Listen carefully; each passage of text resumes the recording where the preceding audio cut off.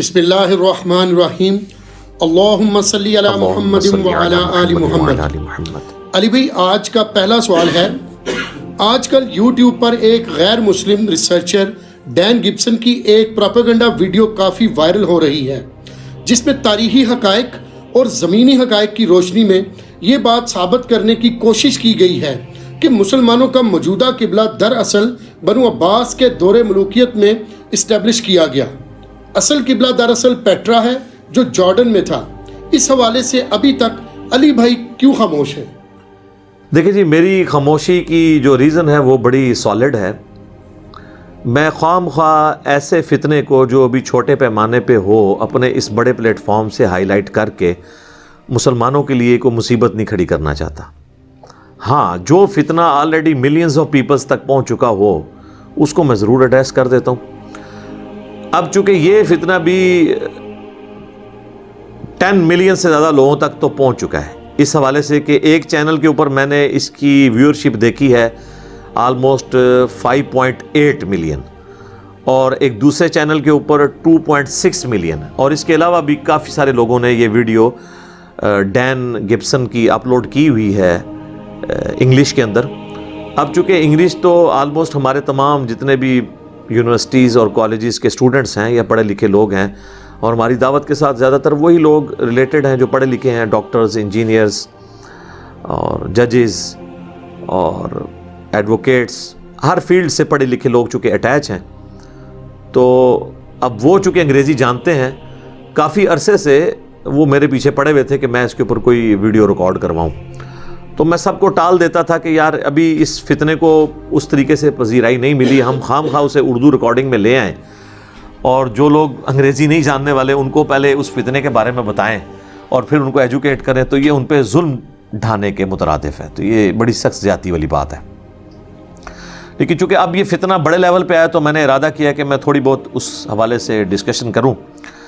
یہ ڈین گبسن کی جو ویڈیو ہے یہ آلموسٹ 1.5 گھنٹے کی ہے، 1 گھنٹہ اور 25 منٹ، اور اس ویڈیو کی اگر میں آپ کو بتاؤں نا، بنیاد سب کی سب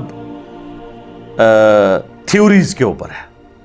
اب اگر آپ بنیادی تھیوری ایک غلط گھڑ لیں گے تو اس کا رزلٹ پھر ظاہر غلط ہی نکلے گا، اور آپ اپنا لقمہ کسی دوسرے کے منہ میں ڈالنے کے لیے کہیں نہ کہیں ایسی چیزیں تھیوریٹیکل سپوز کریں گے، جب اس نظریے سے لوگ دیکھیں گے تو کہیں گے واقعی بڑی سالڈ بات کی ہے، لیکن وہ جو بنیاد رکھ رہا ہے کیا وہ بنیاد بھی ٹھیک ہے یا نہیں؟ اگر وہ بنیاد ہی ٹھیک نہیں ہے تو اوپر جتنی بھی آپ بلڈنگ کریں گے تو وہ ٹیڑھی کھڑی ہوگی۔ تو اس نے جن تھیوریز کا سہارا لیا ہے وہ بالکل نہ تو تاریخی حقائق کے ساتھ ملتی ہیں، اور نہ ہی آپ سمجھ لیں انسانیت کے نسل در نسل ٹرانسفر ہونے والے جو حقائق ہیں ان کے ساتھ وہ سپورٹیو ہے۔ مثلا اس نے اس ویڈیو کے اندر چند ایک پرانی مساجد دکھائی ہیں جو یہ ثابت کرنے کی کوشش کی ہے کہ یہ آلموسٹ جو ہے وہ جارڈن میں پیٹرا کی طرف ان کا رخ ہے۔ اب وہ ان زمانے کی مساجد ہیں جبکہ ہمارے پاس نیویگیشن سسٹم کوئی نہیں تھا، لوگ اندازے کے ساتھ مساجد بناتے تھے۔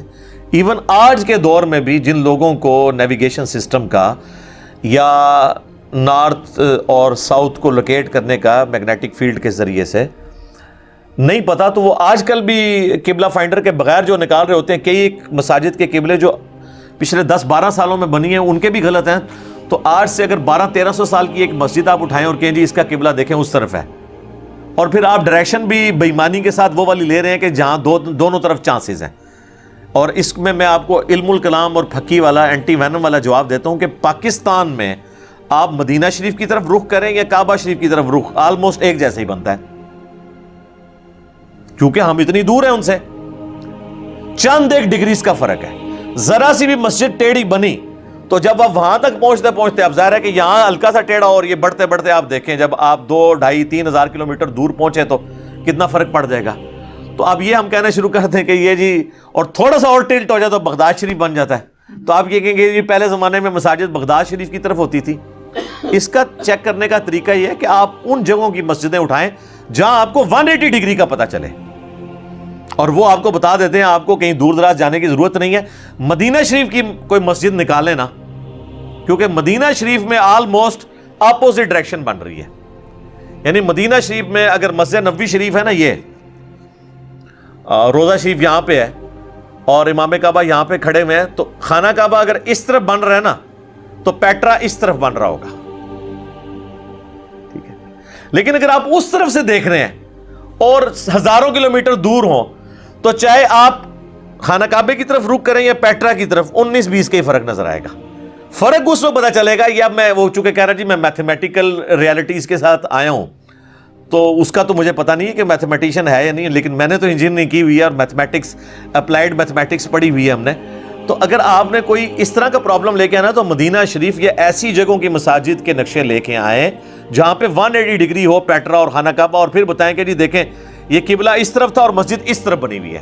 اب وہ لے کے ایسی جگہ کا آتا ہے کہ جہاں ذرا سا بھی ٹیڑھا ہو جائے, اور پھر وہ خود بھی مانا ہے اس میں کہ کئی ایک مساجد ایسی ہیں کہ جو پیٹرا اور کعبے کے درمیان ہے, اور اختلاف سے بچنے کے لیے لوگوں نے بنا دی کہ نام نہ ادھر نہ ادھر, تو درمیان میں کریں. تو اختلاف سے بچنا تھا, نہ ادھر کی بجائے وہ ادھر کر لیتے نا, نکال ہی دیتے اس اختلاف کو. وہ سارے پرانے زمانے کی مساجد ہیں. ایون نارتھ امریکہ میں نے بتایا 8 سے 100-150 سال پہلے جو مساجد بنی ہیں وہ بھی غلط بنی ہیں. اس کے اوپر میں نے الگ سے ایک ویڈیو ریکارڈ کروائی ہے کہ نارتھ امریکہ میں آپ نے قبلے کو لوکیٹ کرنے کے لیے اب نیویگیشن سسٹم کو یوز کرنا ہے, ٹھیک ہے. وہ ساؤتھ کی طرف سے وہ پہلے قبلے بنے ہوئے ہیں, وہ نارتھ کی طرف سے بنتے ہیں. وہ پوری میری ایک ویڈیو ڈائریکشن آف قبلہ ان نارتھ امریکہ, آپ یہ یوٹیوب پہ جا کے لکھیں تو میں نے وہ پوری کی پوری ساری چیزیں جو ہیں اس میں کھول کے بیان کی ہیں. تو اس طریقے سے وہ دھوکہ دینے کی کوشش کرتے ہیں. تو مدینہ شریف میں اگر آپ کوئی مسجد نکالیں یا کوئی ایسی جگہ کہ جہاں پہ یہ دو بالکل ڈیفرنٹ ڈائریکشنز بن رہی ہوں, پھر آپ کو پتہ چلے گا. اب مدینہ شریف میں کیا ہے کہ مسجد نبوی شریف میں اگر آپ کھڑے ہو نا قبلہ رخ, یعنی میں اب اس طرف کیمرے کی طرف منہ کیا یا آپ لوگوں کی طرف آڈینس کی طرف, اگر میں قبلہ رخ ہوں نا مسجد نبوی میں, تو لیفٹ پہ میرا ایسٹ آتا ہے, یعنی سورج یہاں سے نکل رہا ہوتا ہے, اور رائٹ پہ میرا ویسٹ آتا ہے. اب لیفٹ پہ جب ایسٹ ہو گیا, رائٹ پہ میرا ویسٹ ہو گیا, تو میرا رخ ہو گیا ساؤتھ کی طرف, جنوب کی طرف. تو مسجد نبوی شریف سے یا مدینہ شریف میں قبلہ آلموسٹ ساؤتھ کی جانب ہے, ہمارا قبلہ آلموسٹ ویسٹ ہے. تھوڑی ڈگری کا فرق ہے, لیکن میں ایک موٹی موٹی بات کر رہا ہوں, باقی ڈیٹیلز اس ویڈیو میں آپ دیکھ لیں. تو اتنا فرق ہے. اب مسجد نبوی شریف میں آلموسٹ ساؤتھ کے اندر قبلہ ہے, لیکن جو پیٹرا ہے نا وہ اس طرف پیچھے بنتا ہے, آلموسٹ اس طرف شمال مغرب میں. تو اتنا بڑا ڈفرنس ہونا تھا. اگر وہاں کی کوئی مسجد یہ ڈین گبسن نکال کے دکھاتا نا, تو وہاں اس کی چوری پکڑی جانی تھی. اب وہ ظاہر ہے کہ اس نے بھی تو چلاکی کی, اپنا لقمہ اس کے منہ میں ڈالنے کی کوشش کی, تو یہ ہونا تھا. تو مسجد نبوی شریف کے پورے مدینہ شریف کے اندر کوئی ایک مسجد بھی نہیں ہے ایسی جو دکھا سکے. اچھا, اب مسجد نبوی شریف, اور اس میں دیکھیں نبی علیہ السلام نے کتنی آسانی فرمائی.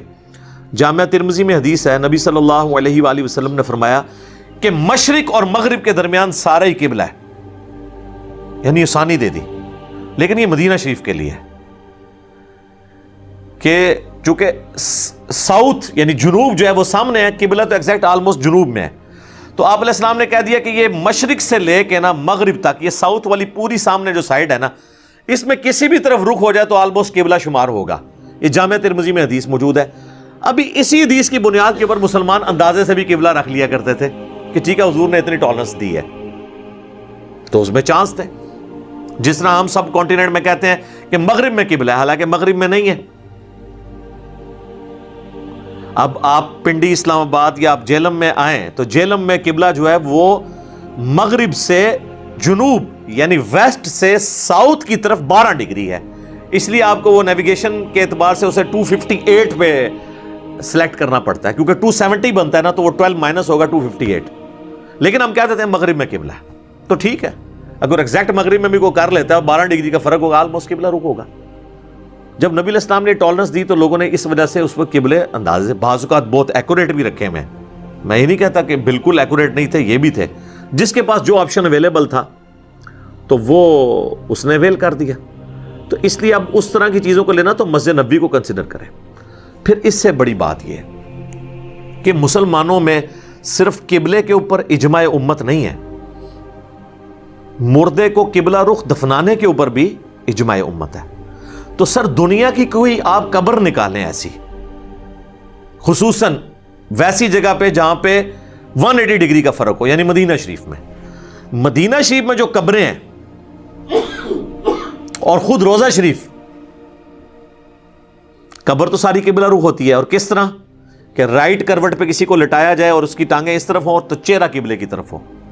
تو خود روزہ شریف کی چلے اگر کوئی قبر مبارک نہیں دیکھ سکتا، بار بقیہ غرقت قبرستان اس کے بالکل قدموں میں روزہ شریف کے، وہاں پہ آپ قبروں کو دیکھ لیں ان کی لوکیشن، تو سب کی سب وہ قبلہ رخ بنی ہوئی ہیں، نہ کہ پیٹرا کی جانب بنی ہوئی ہیں، ورنہ تو ساری قبریں بھی الٹانی پڑتی. تو یہ مسجد میں تو کوئی مسئلہ ہو گیا، تو یہ قبرستان میں وہ قبریں بھی نکالیں جو پیٹرا کے رخ بنائی جاتی تھی. تو اس چیز کو تو اس نے ڈسکس ہی نہیں اس کے اندر کیا. اور وہ ڈسکشن یہ ہے کہ جی وہ تاریخ کی فلاں کتاب اٹھائیں تو اس میں فلاں چیز نہیں ملتی. ملا کچھ نہیں اس کو تاریخ کے اندر کہ وہ کوئی چیز نکالے کہ جی وہاں سے مجھے مل گیا کہ پیٹرا بھی قبلہ ہے، چونکہ وہاں اس وقت کوئی گڑبڑ ہو گئی فلاں سن کے اندر، تو یہ ہوا ہوگا تو یہ ہوا ہوگا تو وہ ہوا ہوگا. اس طرح کر کے وہ ساری کی ساری چیزیں چلاتا ہے. تو اس طریقے سے تو میرے بھائی علمی ڈسکشن نہیں ہوتی ہے. علمی ڈسکشن میں آپ فیکٹس کے ساتھ آتے ہیں. باقی جو اس نے کوئی بونگیاں ماری ہیں وہ میں آپ کو ڈسکس کر لوں گا، لیکن اصل چیز یہ ہے کہ آپ سمجھیں کہ اسلام جو ہے یہ اجماع امت، عملی تواتر اور سنت کے ساتھ ٹرانسفر ہوا ہے. ایون قرآن کی اتھینٹسٹی بھی سنت ہے. سنت سے مراد نسل در نسل مسلمانوں نے ٹرانسفر کیا. آج کی ڈیٹ میں حدیث بھی سنت کا ایک جز ہے، لیکن سنت ایک بہت بڑی چیز ہے، عملی تواتر اور اجماع امت. اور یہ اتنی مضبوط اور اتنی بھاری چیز ہے کہ اللہ تبارک و تعالیٰ نے سورۃ البقرہ میں مشرکین عرب سے فرمایا الحج اشہر معلومات، حج کے مہینے سب کو معلوم ہے، بتائے بھی نہیں. یعنی وہ سنت سے ٹرانسفر ہو رہے تھے نسل در نسل. اگرچہ حج بگڑی فارم میں تھا سنت ابراہیمی کی، لیکن اللہ نے وہ مہینے آن کر لیے کہ بس وہ مہینے سب کو پتہ ہے کہ رمضان کے فوراً بعد لوگ حج کے لیے نکل پڑتے تھے، ظاہر پیدل سفر کرنا ہوتا تھا. تو حج کے مہینے کون سے ہوتے تھے؟ شوال، ذیقعدہ اور ذوالحجہ، 3 مہینے، کیونکہ سفر شروع ہو جاتا تھا نا اس وقت، تو پیدل لوگوں نے آنا ہوتا تھا. تو یہ سنت اتنی بڑی چیز ہے. تو قرآن کی اتھینٹسٹی بھی سنت ہے، نسل در نسل مسلمانوں نے ٹرانسفر کیا.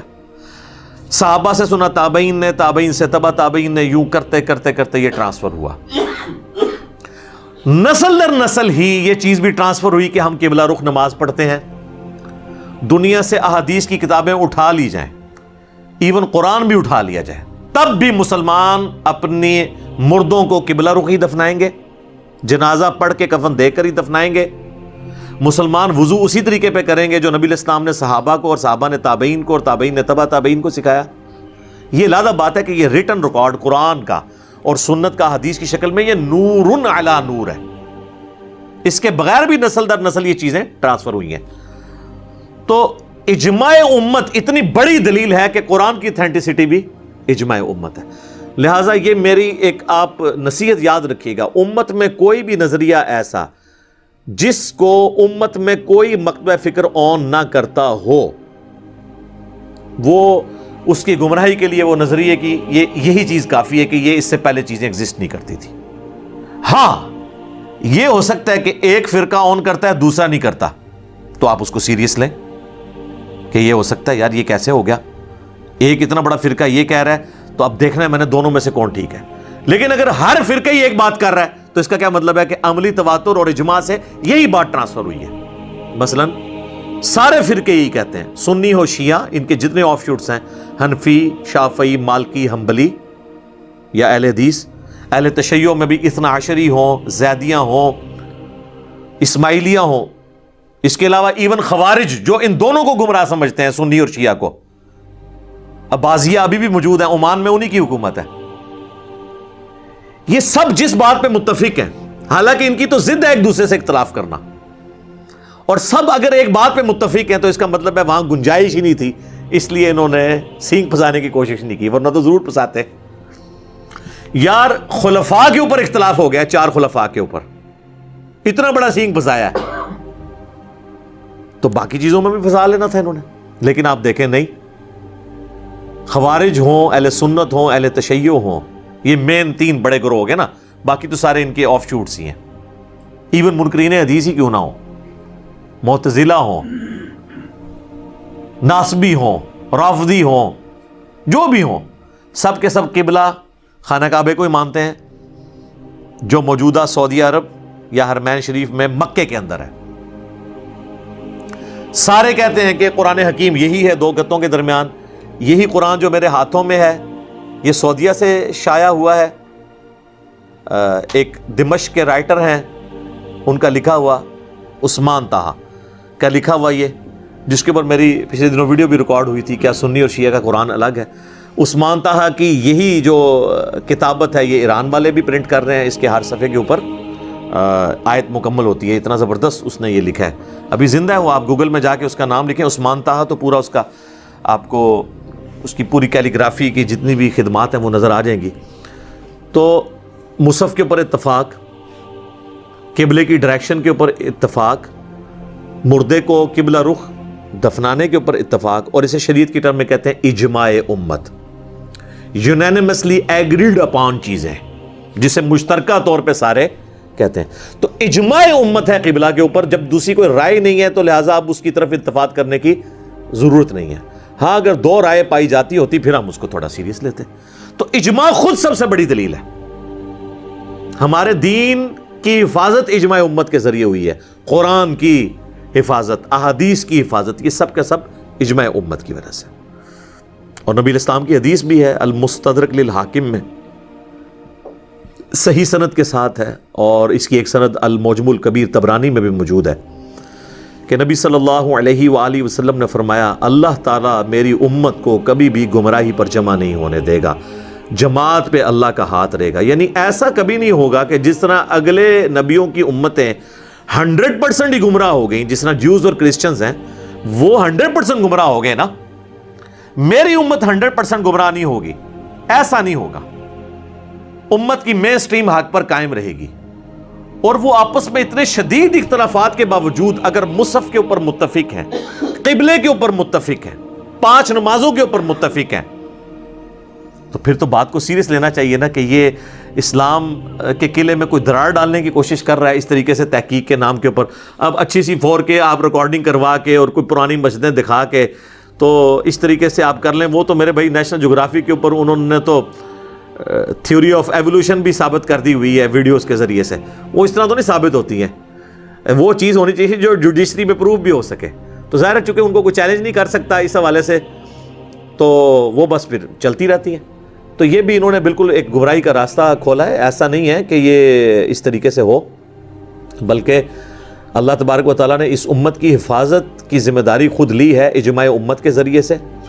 اب میں ان دلائل کی طرف آتا ہوں جو اس میں کچھ دلائل رکھے ہیں اور جو اس نے بنیاد بنائی ہے. اس کا کہنا یہ تھا کہ جی یہ اصل میں قبلہ جو ہے یہ بنو امیہ کے دور تک 127 ہجری آلموسٹ، یعنی نبی علیہ السلام کی وفات کے بعد 120 سال تک آلموسٹ کہہ لیں قبلہ وہی تھا جو پیٹرا جارڈن میں ہے. اور بعد میں یہ بنو عباس نے جب حکومت سنبھالی تو انہوں نے لوگوں سے زبردستی یہ کروایا، اور یہاں تک کہ اس کا کہنا ہے کہ انہوں نے احادیث کا ریکارڈ بھی ٹیمپر کر دیا، اور اس سے بڑھ کر وہ کہتا ہے قرآن بھی ٹیمپر ہوا ہے، چونکہ اس کے لیے مصیبت بن گئی نا. قرآن میں مکے کا لفظ موجود تھا. تو اب جو قرآن کو اتھینٹک نہیں مان رہا اس کی تحقیق کی طرف کیا التفات کرنا ہے؟ یعنی مسلمانوں کی بھی مجھے سمجھ نہیں آتی ہے کہ وہ اس ویڈیو کو ذرا غور سے دیکھیں تو صحیح وہ کیا کہہ رہا ہے. اب وہ قرآن کی اتھینٹسٹی کو ماننے کے لیے تیار نہیں ہے تو اب قبلہ تو دوسرے نمبر پہ رہ گیا نا. جب قرآن کو ہی کوئی کہہ رہا ہے کہ جی اس کو بھی ٹیمپر کیا بنو عباس نے، اس کتاب کو جس کی حفاظت کی ذمہ داری اللہ نے لی، انا نحن نزلنا الذکر وانا لہ لحافظون، بے شک اس الذکر یاد دہانی کو ہم نے نازل کیا، ہم اس کی حفاظت کرنے والے ہیں. اور اجماع امت کے ذریعے اللہ تعالیٰ نے اس کو ٹرانسفر کروا کے اس کی حفاظت بھی کروائی. آج آپ دیکھیں قرآن کے اینڈ کے اوپر حفاظ اسے اتھینٹیکیٹ کرتے ہیں کہ ہم نے اسے حرف بہ حرف پڑھا ہے، اس میں کوئی غلطی نہیں ہے. تو وہ حفاظ کہاں سے بات کر رہے ہوتے ہیں؟ اپنی یادداشت سے، جو کریم کر کے نسل در نسل چیزیں ٹرانسفر ہوئی ہیں. دنیا میں کوئی کتاب نہیں جو اس طریقے سے ٹرانسفر ہوئی ہو کہ اس وقت بھی ملینز آف پیپل ہیں جنہیں زبانی یہ مکمل اتنی موٹی کتاب یاد ہے. تو اس میں ٹیمپر ہونے کے چانس کیا تھے؟ پھر میں بتا رہا ہوں کہ سنی شیعہ جو آپس میں اس قدر بڑی دراڑ ہے، اس کے باوجود اس بات کے اوپر متفق ہیں یہ کتاب وہی ہے، قبلہ وہی ہے. حالانکہ ان کی تو یہ ہونا چاہیے تھا کہ وہ اس کو ضد کے اندر کرتے، تو قبلے میں بھی یہی کرنا تھا. مجھے بتائیں، اس کا کہنا یہ ہے کہ یہ سنیوں کا جو قبلہ ہے بنو امیہ کا اور خلفائے راشدین کا اور نبی الاسلام کا، وہ پیٹرا تھا، بنو عباس نے بعد میں یہ قبلہ کیا ہے. تو میرے بھائی اگر یہی بات ہوتی نا کہ یہ قبلہ شیعہ کا ہوتا جو مکے والا ہے، تو سعودی حکومت تو پہلے آ کے اس قبلے کو واپس پیٹرا لے کے جاتی. جو آج بنو امیہ کی غلط چیزوں کا دفاع کر رہے ہیں، تو انہوں نے بنو امیہ کے قبلے کا بھی دفاع کرتے ہوئے کعبے کو شفٹ کر دینا تھا پیٹرا میں. تو ایسا تو نہیں ہے. تو سنی شیعہ ضد میں آ کے یہ کام شروع کرتے تھے. اب اس کیس میں یہ ہے کہ اس کا موقف یہ ہے کہ بنو امیہ کا قبلہ جو ہے نا وہ پیٹرا تھا، اور اس سے پہلے خلفائے راشدین کا اور نبی الاسلام کا. بنو عباس نے اسے چینج کیا. سپوز بنو عباس نے کیا، بنو عباس بھی خیر کوئی شیعہ علی سے اچھا سلوک نہیں کرتے تھے، لیکن سپوز کر لیا کہ اگر وہ اینٹی بنو امیہ تھے تو پھر تو یہ بنا کہ شیعہ کا قبلہ جو ہے وہ مکے والا ہوا اور سنیوں کا قبلہ پیٹرا والا ہوا. تو سنی تو آج تک بنو امیہ کا جھوٹا دفاع کر رہے ہیں، تو قبلے میں بھی انہوں نے یہ کر دینا تھا. لیکن دیکھ لیں سارے ادھر ہی جا رہے ہیں. ایسا نہیں ہے. اہل تشیع کو بھی آپ دیکھ لیں کہ ان کی اصل میں جو بڑی بڑی زیارتیں عقیدت کی جگہیں وہ تو عراق کے اندر ہیں، لیکن انہوں نے بھی یہ جرت نہیں کی ہے کہ وہاں پہ شفٹ کر دیں کعبے کو، یا کہیں کہ جی کعبے کی ایکٹیویٹیز حج کی یہاں پہ پرفارم ہوں گی. اچھا اب آ جائے حج کے اوپر بھی اجماع امت ہے. اب حج سے ریلیٹڈ جتنی آیات ہیں قرآن میں، اور حج ان 1400 سال میں کبھی رکا نہیں ہے، نسل در نسل لوگ جا رہے ہیں. اور آپ کو میں بتاؤں کہ پیٹرا اور کعبہ میں آلموسٹ 1000 کلومیٹر کا فرق ہے. اگر یہ حج جس سال شفٹ ہوا تھا ادھر سے ادھر تو تھرتلی پڑ جانی تھی کہ جی پہلے تو حج کے لیے وہاں جاتے تھے، اب لوگ یہاں پہ جاتے ہیں. کہیں تو کہیں پہ رپورٹ ہوا ہوتا، کسی غیر مسلم نے تاریخ میں رپورٹ کیا ہوتا، کسی مسلمانوں کی تاریخ میں رپورٹ ہوا ہوتا. اور یہ کیا کہہ رہا ہے؟ وہ کہہ رہا ہے جی عبداللہ ابن زبیر نے نا جب حکومت سنبھالی ہے نا 64 ہجری میں، جب آپ کو پتا ہے کہ یزید مر گیا، پہلے اس نے کوشش کی قبلے کے اوپر حملہ بھی کیا، کیونکہ پناہ لے لی تھی عبداللہ ابن زبیر نے خانہ کعبے کے اندر. تو وہ کہتا ہے کہ یہ جو عبداللہ ابن زبیر نے پناہ لی تھی نا کعبے کے اندر، یہ کعبہ پیٹرا والا کعبہ تھا، اس پہ منجنیق سے حملے کیے ہیں شام والوں نے.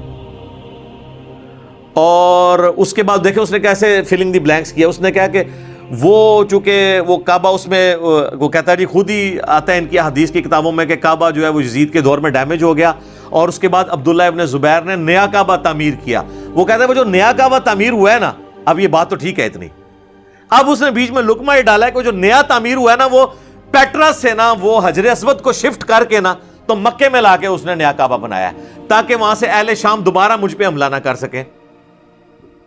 انہیں کہانی وچ بنائی ہے، ثبوت نہیں، تھریٹی ہے، تھریٹیکل بات ہے.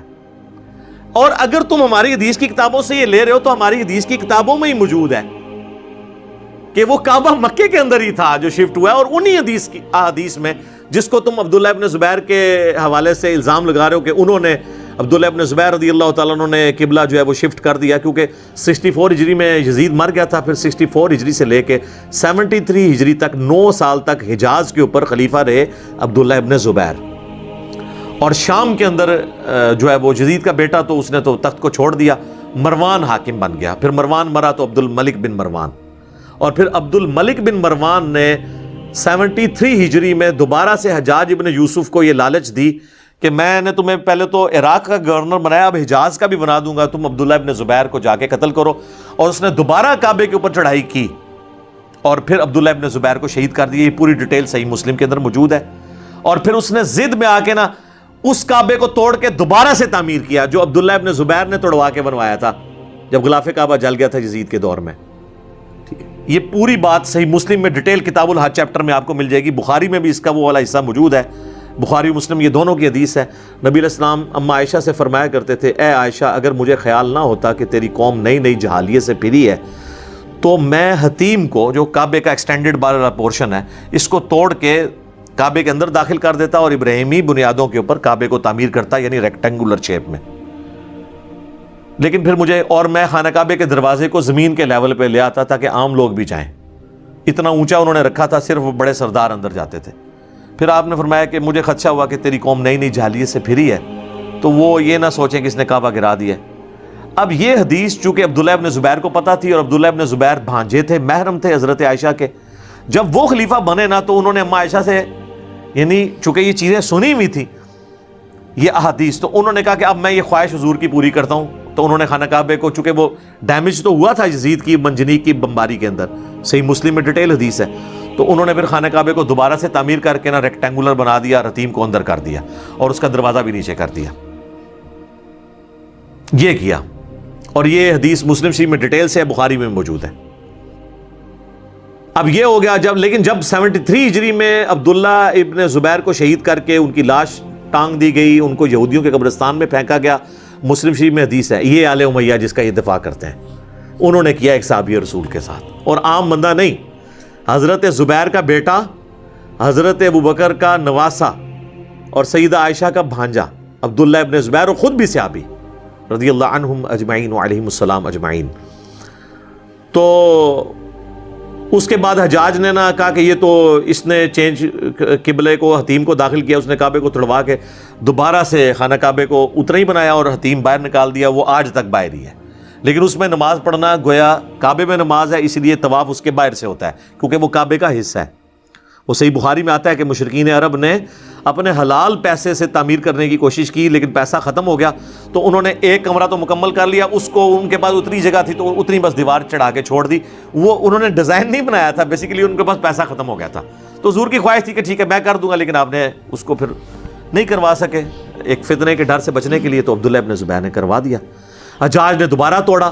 مسلم شریف کے الفاظ ہیں، جب عبد الملک بن مروان جو خلیفہ تھا وہ جب آیا نا مکہ شریف تو اس کو لوگوں نے شکایت کی کہ یار یہ حجاج نے پھر کعبہ توڑ کے بنایا ہے، کیا ضرورت تھی، حضور کی یہ خواہش پوری کی تھی عبداللہ ابن زبیر نے، تمہارا اس سے اختلاف اپنی جگہ، لیکن کیا ضرورت تھی تمہیں۔ تو وہ جب اس نے دو چار بندوں سے بات سنی تو کہتا ہے کاش مجھے یہ بات پہلے پتہ ہوتی تو میں حجاج کو کبھی بھی کعبہ توڑنے نہ دیتا، اگر حضور کی یہ خواہش تھی نا تو عبداللہ ابن زبیر چاہے ہمارا مخالف ہی تھا، اگر اس نے وہ بنا دیا تھا تو میں قبلہ توڑنے نہ دیتا، تو مجھے اس بات کا نہیں پتا تھا۔ تو اس نے بھی، بنو امیہ نے بھی انڈورس کر دیا اس کعبے کو۔ کس کے کعبے کو؟ عبداللہ ابن زبیر کے۔ تو یہ کس نے کہتے ہیں کہ بنو امیہ کا قبلہ وہ تھا پیٹرا والا، ورنہ تو بنو امیہ فوراً توڑ کے دوبارہ پیٹرا شفٹ کر دیتے۔ اور پھر مزے کی بات، چور اپنی لنگوٹی چھوڑتا ہے، یہ ڈین گبسن نے اپنی یہ لنگوٹی چھوڑی ہے، اس سے پوچھیں کہ 73 ہجری میں تو عبداللہ ابن زبیر نے کعبہ شفٹ کر دیا مکے کے اندر، وہ کہتا ہے 70 ہجری میں کیا ہے، 73 ہجری کے اندر وہ شہید ہو گئے اور دوبارہ بنو امیہ کی حکومت واپس آ گئی، اور 73 ہجری میں جب واپس آئی ہے تو اس کے بعد کم از کم وہ 50 سال تک حکومت رہی ہے ان کی، اس دوران ہی وہ قبلہ واپس لے جاتے، ضد میں لے کے جاتے، جہاں انہوں نے اتنے ضد میں کام کیے ہیں یہ بھی کرتے، قبلہ تو وہی تھا۔ تو اس کی یہ بات بھی غلط ہے کیونکہ بنو امیہ کی حکومت وہاں ختم نہیں ہوئی، دوبارہ واپس آ گئی تھی، وہ تو 127 میں ختم ہوئی ہے، تو 73 ہجری میں بنو امیہ خود بن گیا حاکم، دوبارہ عبد الملک بن مروان بنا، اس کے بعد اس کا بیٹا ولید بن عبد الملک بنا، پھر اس کا چھوٹا بھائی سلمان بن عبد الملک بنا، پھر ساتھی طور پہ حضرت عمر بن عبد العزیز بن گئے، پھر اس کے بعد یزید بن عبد الملک بنا، پھر ہشام بن عبد الملک بنا، یہ سب کے سب جو ہیں وہ یکے بعد دیگے خلفاء بنتے رہے، کسی نے وہ دوبارہ پیٹرا میں کعبہ شفٹ ہی نہیں کیا۔ یہ کہتے ہیں یہ عبداللہ ابن زبیر نے مکے میں کیا تھا، تو عبداللہ ابن زبیر نے کیا تھا تو جس حجاج نے وہ کعبہ توڑ کے دوبارہ بنایا تھا وہ حجر اسود نکالتا، دوبارہ پیٹرا شفٹ کر دیتا۔ کڈی وڈی نے کہانی بنائی ہے، وہ فٹنگ ہی نہیں بیٹھتی، اور اس کے پلے کوئی شے نہیں ہے سوائے گپ شپ کرنے کے اور جن چیزوں کو بھی۔ لیکن اب مسلمانوں کا بھی قصور ہے، ہمارے کچھ علماء نے جواب دینے کی کوشش کی ہے، لیکن وہ ظاہر ہے ان میں زیادہ تر حنفی علماء ہیں، نہ انہوں نے بخاری پڑھی ہوئی، نہ مسلم پڑھی ہوئی، نہ انہیں تاریخی حقائق پتہ، اور وہ تاریخی حقائق جو بخاری مسلم میں آئے ہیں، سیرت ابن اسحاق کے یا سیرت ابن ہشام کے نہیں، نہ تاریخ طبری کے، کہ جن کے اندر مسنگ لنکس بھی ہیں اور اسناد کے اندر کمزوریاں بھی ہیں۔ یہ احادیث کی کتابیں تو پوری اسناد کے ساتھ جمع کی گئی ہیں، لیکن ایون ان کے اندر بھی اس کے پلے کوئی شے نہیں ہے کہ وہ پیش کر کے تو کوئی اس طریقے سے ہنگامہ کھڑا کر سکے۔ لیکن چونکہ مسلمانوں کے پاس نالج نہیں ہوتا، وہ کہتے ہیں نہیں انہیں مسجد دکھاتی ہے، اور جناب مسجد ہے تسی داتا صاحب رک کر کے بھی بنا کے دکھا کے تے چڑھا دو نیٹ ہوتے، اس سے جو مرضی چڑھا لو، یعنی جن لوگوں کا یہ حال ہو کہ وہ کہیں کہ جی قرآن کے اندر یوفون لکھا ہوا ہے، ہاں سورہ دہر میں لکھا ہے نا یوفونا، وہ اپنی یعنی اپنی نظر اللہ کے لیے جو ہے وہ پوری کرتے ہیں مسلمانوں کی، اللہ نے اہل ایمان کی نشانی ہے۔ مسقال بھی ہے جی، مسقال ذرۃ خیرا یرا، جس نے ذرے کے برابر بھی نیکی کی تو دیکھ لے گا۔ تو مسقال بھی موجود ہے جناب قرآن دے اندر، سورہ تکاثر دے، سورہ الزلزال دے اندر، سورۃ الزلزال میں، ٹھیک ہے۔ تو اس جن لوگوں کو جو تراویح سے بھی تراویح بنا لیں، ان بیچاروں نے کیا علمی ڈسکشن کرنی ہے، کیا علمی بنیاد کے اوپر انہوں نے باتیں کرنی ہے، تو انہوں نے جو کفار کی طرف اس طرح کے اعتراضات آتے ہیں، انہی کے اندر اتنے لوپ ہولز موجود ہوتے ہیں کہ آپ پکڑ سکتے ہیں۔ اب یہ کتنی بڑی دو نمبری اس کی پکڑی گئی ہے کہ عبداللہ ابن زبیر نے شفٹ کیا ہے، تو پھر اس کے بعد بھی تو 50 سال بنو امیہ حکمران رہے ہیں، تو واپس لے جاتے ہیں نا پیٹرا۔ اسپین تک حکومت پہنچ چکی ہوئی تھی بنو امیہ کی، یورپ ان کے پاس تھا، یورپ کا حصہ ہے نا اسپین، تو ان کے لیے مسئلہ تھا۔ تو خام خواہ ایک چیزیں انہوں نے، جنہوں نے عبداللہ ابن زبیر کو قتل کرنے کے لیے کعبے کی حرمت پامال کر دی، ان کے لیے کیا مسئلہ تھا کہ وہ اس کعبے کو توڑتے جو بنا ہی ناجائز ہوا تھا بقول ان کے، اور دوبارہ پیٹرا شفٹ کر دیتے۔ تو اس کے پلے کوئی شے نہیں ہے، صرف اس نے گپ ماری ہے اور اس میں اس نے اتنی بڑی اپنی لنگوٹی چھوڑ دی ہے۔ تو یہ امت کبھی بھی انشاءاللہ گمراہی پہ جمع نہیں ہوگی، جماعت پہ اللہ کا ہاتھ ہے۔ میں نے حدیث بتا دی المستدرک للحاکم سے اور المعجم الکبیر طبرانی سے کہ میری امت کبھی بھی گمراہی پہ جمع نہیں ہوگی۔ لہٰذا جن چیزوں پہ اجماع امت ہے، اور قرآن میں بھی اشارتاً سورہ النساء کی آیت نمبر 115 میں اجماع امت کی طرف اشارہ ہے کہ جن چیزوں کے اوپر اجماع امت ہے وہ اللہ کی غیبی تائید کے ساتھ ہے، اور اس سے ہٹ کر جو بھی راستہ اختیار کرے گا تو اللہ تعالیٰ اسے گمراہی کر دے گا۔ تو یہ اجماع امت ہے جس نے قبلے کو ٹرانسفر کیا، جس نے مردے کو قبلہ رخ دفنانے کو ٹرانسفر کیا، جس نے اس مصحف کو ٹرانسفر کیا۔ تو یہ ساری کی ساری چیزیں اجماع امت، عملی تواتر اور سنت کے ساتھ ٹرانسفر ہوئی ہیں۔ اور سب سے بڑی بات اجماع کے اس حجیت کے بعد یہ ہے کہ وہ شخص قرآن کے اوپر بھی حملہ کرتا ہے اور کہتا ہے جی قرآن میں بھی آپ دیکھیں جی جو مکہ کے لیے لفظ جو ہے نا وہ بکہ آیا ہے، اور وہ بکہ سے پیٹرا بنانے کی کوشش کر رہا ہے۔ بکہ سے پیٹرا کیسے بن گیا؟ وہ کہتا ہے جی پی جو ہے وہ با ہو جاتا ہے جی عربی میں، چلو ٹھیک ہے، لیکن وہ پھر بیٹرا بنے گا نا، کیونکہ یہ بیترا بنے گا، تا ہوگا اور را ہوگا، لیکن یہ تو نہیں ہوگا کہ وہ بتا بن جائے۔ اور یہ پیٹرا سٹی پوری دنیا کو پتا ہے یہ 700 سال قبل از مسیح ہے، یہ شہر آباد جو ہے یہ آج کا نہیں ہے، اور یہ بہت بڑی ہسٹورک پلیس ہے، لوگ جاتے ہیں ادھر ابھی بھی پیٹرا۔ یہ جتنے جو سیاح ہیں نا جارڈن میں وہ جا کے اس کو وزٹ کرتے ہیں، اور وہ زیادہ تر کرسچنز جاتے ہیں کہ وہ ان کی اپنی ایک پرانی آپ سمجھ لیں ٹریڈیشنز موجود ہیں، اس شہر کے ساتھ ان کی وابستگی ہے کہ وہ قبل از مسیح شہر ہے، پھر بعد میں مسیح اس کو لے کے چلتے رہے، اور یہ سارا سلسلہ تو خام خواہ وہ اس میں بناتا ہے اور کہتا ہے جی قرآن میں جی بکہ ہے، تو وہ بکہ اگر ہو تو وہ اگر آپ اس کو انگریزی میں بھی لے کے آئیں اور با کو پی بنانے کی کوشش کریں تو وہ پکا بنے گا، پیٹرا تو نہیں بنے گا، کیونکہ ٹی کے اگینسٹ عربی میں تا استعمال ہوتی ہے، ٹھیک ہے نا، ٹی کی جگہ تے استعمال کرتے ہیں، اس لیے پاکستان وہ کہتے ہیں نا پاکستان، تو وہ پی کی آواز کا با نکال دیتے ہیں، کراچی کو کراتشی کہہ دیتے ہیں، چھ کی جگہ تے لے کے آتے ہیں۔ تو یہ تو انہوں نے پتہ نہیں کہاں سے یہ بنا دیا جی وہ اس طریقے سے، تو یہ بالکل غلط ہے۔ اور قرآن میں بکہ جو ہے یہ مکے ہی کے لیے یوز ہوا ہے، ایک سے زیادہ نام ہوتے ہیں، مدینہ شریف کا نام یثرب بھی ہے، مدینہ شریف کا نام طیبہ بھی ہے، اور مکے کا نام جو ہے وہ مکہ بھی ہے، مسجد الحرام کی وجہ سے حرمین بھی اسے کہا جاتا ہے، اور اس کے لیے بکہ کی پروننسیشن بھی ہے، یہ مکہ اور بکہ یہ دونوں ایک۔ آپ کے اس ماڈرن دور میں انڈیا کا شہر ہے بامبے، اسے ممبئی بھی کہتے ہیں اور بمبئی بھی کہتے ہیں، صرف میم اور بیم با کا فرق ہے، سیم یہی ہے، بکہ مکہ، بمبئی ممبئی۔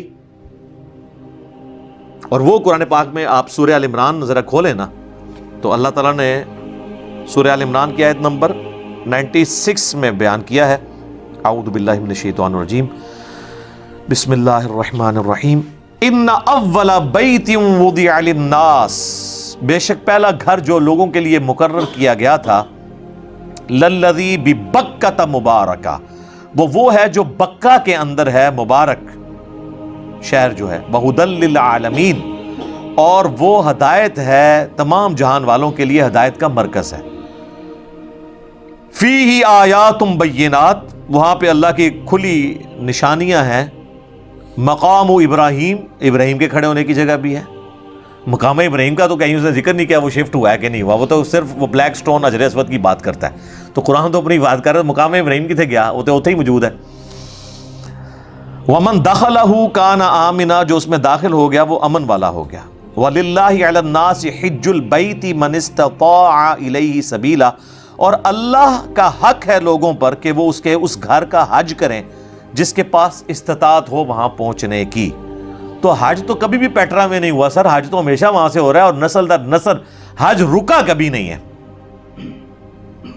تو یہ کب یہ جو ہے امت نے اجتماعی طور کے اوپر یہ پوری کی پوری سنت چھوڑ دی ہے، جس میں نے علماء عرب کو بھی پھکی دی تھی، وہ یہ کہتے ہیں کہ رکوع کے بعد ہاتھ باندھنا سنت ہے۔ تو میں نے کہا کہ رکوع کے بعد ہاتھ باندھنا اگر سنت ہے تو پوری امت نے یہ باندھنے والی سنت چھوڑ دی اور ہاتھ ارسال الیدین شروع کر دیا رکوع کے بعد۔ تو کبھی تو ایسا ہوا ہوگا نا، کسی نے حکمن یہ کیا ہوگا، کوئی چیز رپورٹ تو ہوئی ہوگی کہ فلاں سن کے اندر یہ تلوار کے زور پہ ہوا، تو وہ بتائیں وہ تاریخ کا موڑ کب آیا تھا؟ نہیں۔ تو اس کا بنا ہاں، اور جب وہ موڑ آیا ہوگا تو امت میں کسی بندے نے اس کے خلاف کتاب بھی لکھی ہوگی؟ نہیں۔ ہاں، موڑ اب آیا کہ بن باز نے، جو مفتی اعظم سعودیہ تھے، انہوں نے کہا کہ رکوع کے بعد ہاتھ باندھنا یہ سنت ہے، تو ان کے خلاف کتاب شیخ البانی نے لکھ دی اور کہا کہ مجھے یہ کوئی آر نہیں کہنے میں کہ یہ علماء عرب کی بدعت ہے۔ جیسے ہی راستہ بدلا، البانی صاحب جو عرب میں ہی محدث اعظم تھے، ویسے تو البانیہ کے تھے لیکن عرب میں بھی آج بھی مکہ یونیورسٹی جو ہے، ام القریٰ اور مدینہ یونیورسٹی کے اندر سارے ان کے اسٹوڈنٹ ہیں جو ٹیچرز ہیں، انہوں نے مفتی اعظم سعودیہ کے خلاف کتاب لکھ دی، اور اس مفتی کے خلاف کتاب لکھی جو یہ کہتا تھا کہ نیلی چھتری کے نیچے اس دنیا میں شیخ البانی سے بڑا کوئی حدیث کا عالم نہیں ہے۔ اسی البانی نے اسی مفتی اعظم سعودیہ کے خلاف کتاب لکھی کہ یہ تو نے بدعت کی ہے رکوع کے بعد ہاتھ باندھنے والی، رکوع کے بعد ہاتھ چھوڑنے پر امت کا اجماع ہے، عملی تواتر ہے۔ تو دیکھیں جیسے ہی ٹریک بدلا ہے، کتاب آ بھی گئی ہے۔ 8 سے 1000 سال بعد جب لوگ سعودیہ میں ہاتھ باندھ رہے ہوں گے نا، تو لوگ پوچھیں گے یار یہ کب شروع ہوا، تو وہ بتائیں گے جناب فلاں سن میں شروع ہوا تھا، اور شیخ البانی نے اس کو کتاب بھی لکھ دی تھی۔ تو یہ کب یہ قبلہ چینج ہوا ہے؟ کوئی کتاب ہو، کوئی چیز سامنے آئے خام خواہ۔ تو اس میں چونکہ یہ بکہ کا لفظ ہے نا، تو وہ یہ کہتا ہے کہ جی اصل لفظ بکہ اور اس کو پیٹرا بنا دیا، اور وہ کہتا ہے کہ جی لفظ بکہ ہی ہے اور اس سے اس نے زبردستی پیٹرا بنانے کی کوشش کی۔ یعنی وہ اس کو آپ اس طرح ہی مثال سے سمجھیں کہ اگر کوئی شخص گدھے کے اوپر کالی اور سفید لکیریں پھیر دے تو زیبرا تو نہیں ہو باندھ سکتا، جو مرضی کر لے۔ زیبرا تو جو ہے وہ اس کی تو اپنی ایک اللہ نے اس کی عادتیں بنائی ہیں، وہ پتہ چل جائے گا۔ تھوڑا سا صابن ماریں گے، دیکھیں میں نے تھوڑا سا صابن شیمپو لگایا تو یہ جو اس نے زیبرے والا کام کیا ہے ڈین گبسن نے، وہ کھل گیا آپ کے سامنے۔ اچھا اب اس کے وہ اس کے سہارا لیتا ہے اور کہتا ہے وہ جو دوسری آیت ہے نا سورۃ البقرہ میں، ایک اور آیت ہے سورہ فتح میں 24 نمبر آیت، پارہ نمبر 26 میں، وہاں پہ مکے کا لفظ تھا، اب وہ اس کو چبھ گیا، اب یہاں تو مکہ لفظ آ گیا، تو وہ یہ کہنا چاہ رہا ہے یہ بھی بکہ تھا، یہ بعد میں کاتب نے غلطی کر کے نا وہ با کا نقطہ جو یوں نا اس بیچ میں لے کے اس کو مکہ بنا دیا ہے۔ جو ظاہر ہے وہ جب ایک غلطی کی ہے تو دوسری کو، اب یہاں تو مکے کا لفظ تھا، یہ مکے کا لفظ تو اس کو چبھتا تھا قرآن سے، تو اس نے کہا یہ قرآن میں ہی تعریف ہو گئی ہے، یہاں بھی بکہ تھا، یہ بعد میں بنو عباس نے نا اس کو مکہ بنوا دیا۔ تو دیکھیں، تو جو بندہ قرآن کی اتھینٹسٹی جو مشرق سے مغرب، شمال سے جنوب تک دنیا میں ایک ہی قرآن ہے اس کو چیلنج کر رہا ہے، اس کی تحقیق جو ہے وہ کوڑا دان میں، بلکہ کوڑا دان کو بھی گندا کرنے والی بات ہے، وہ تحقیق جو ہے نا وہ پوٹلی باندھ کے نا اس کے منہ کے اوپر مارنی چاہیے۔ وہ یہ آیت تھی سورہ الفتح کی پارہ نمبر 26 میں، آیت نمبر 24 ہے، وَهُوَ الَّذِي كَفَّ أَيْدِيَهُمْ عَنْكُمْ وَأَيْدِيَكُمْ عَنْهُمْ۔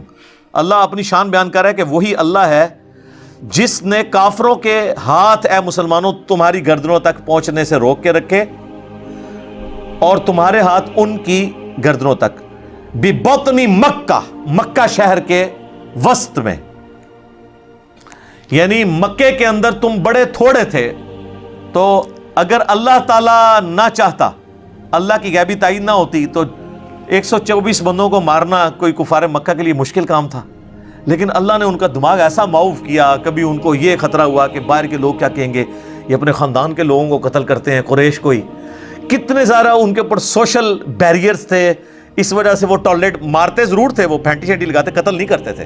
تو اللہ فرماتا ہے یہ میں نے ان کے اوپر بیریئر لگائے تھے جب مکے میں تھے۔ یہاں پہ لفظ مکہ ہے، وہ کہتے ہیں نہیں یہ تحریف ہوئی ہے، یہاں پہ بکہ تھا، یہ بنو عباس نے مکہ بنا دیا۔ تو میرے خیال ہے اب آپ خود ہی اندازہ لگا لیں کہ ان لوگوں کا علمی لیول کیا ہے، ان کی اس تحقیق کا لیول کیا ہے، اور کس بنیاد کے اوپر یہ ان چیزوں کو اس طریقے سے لے کے چل رہے ہیں۔ باقی میں نے کوشش کی ہے کہ اس پوری کی پوری ڈاکومنٹری میں جو چیدہ پوائنٹ ہے اس کو کور کر دوں حقائق کی روشنی میں، اور ہم کوشش کریں گے انشاءاللہ جب یہ ویڈیو اپلوڈ ہو تو وہ تمام ریفرنسز جو اس سے جڑے ہوئے ہیں میں ایک ایک چیز اس میں ڈسپلے کروں، احادیث کے نمبرز بھی، آیات بھی، اور ایون ان کے امیجز بھی ہم لگا دیں گے، آپ خود دیکھ لیں۔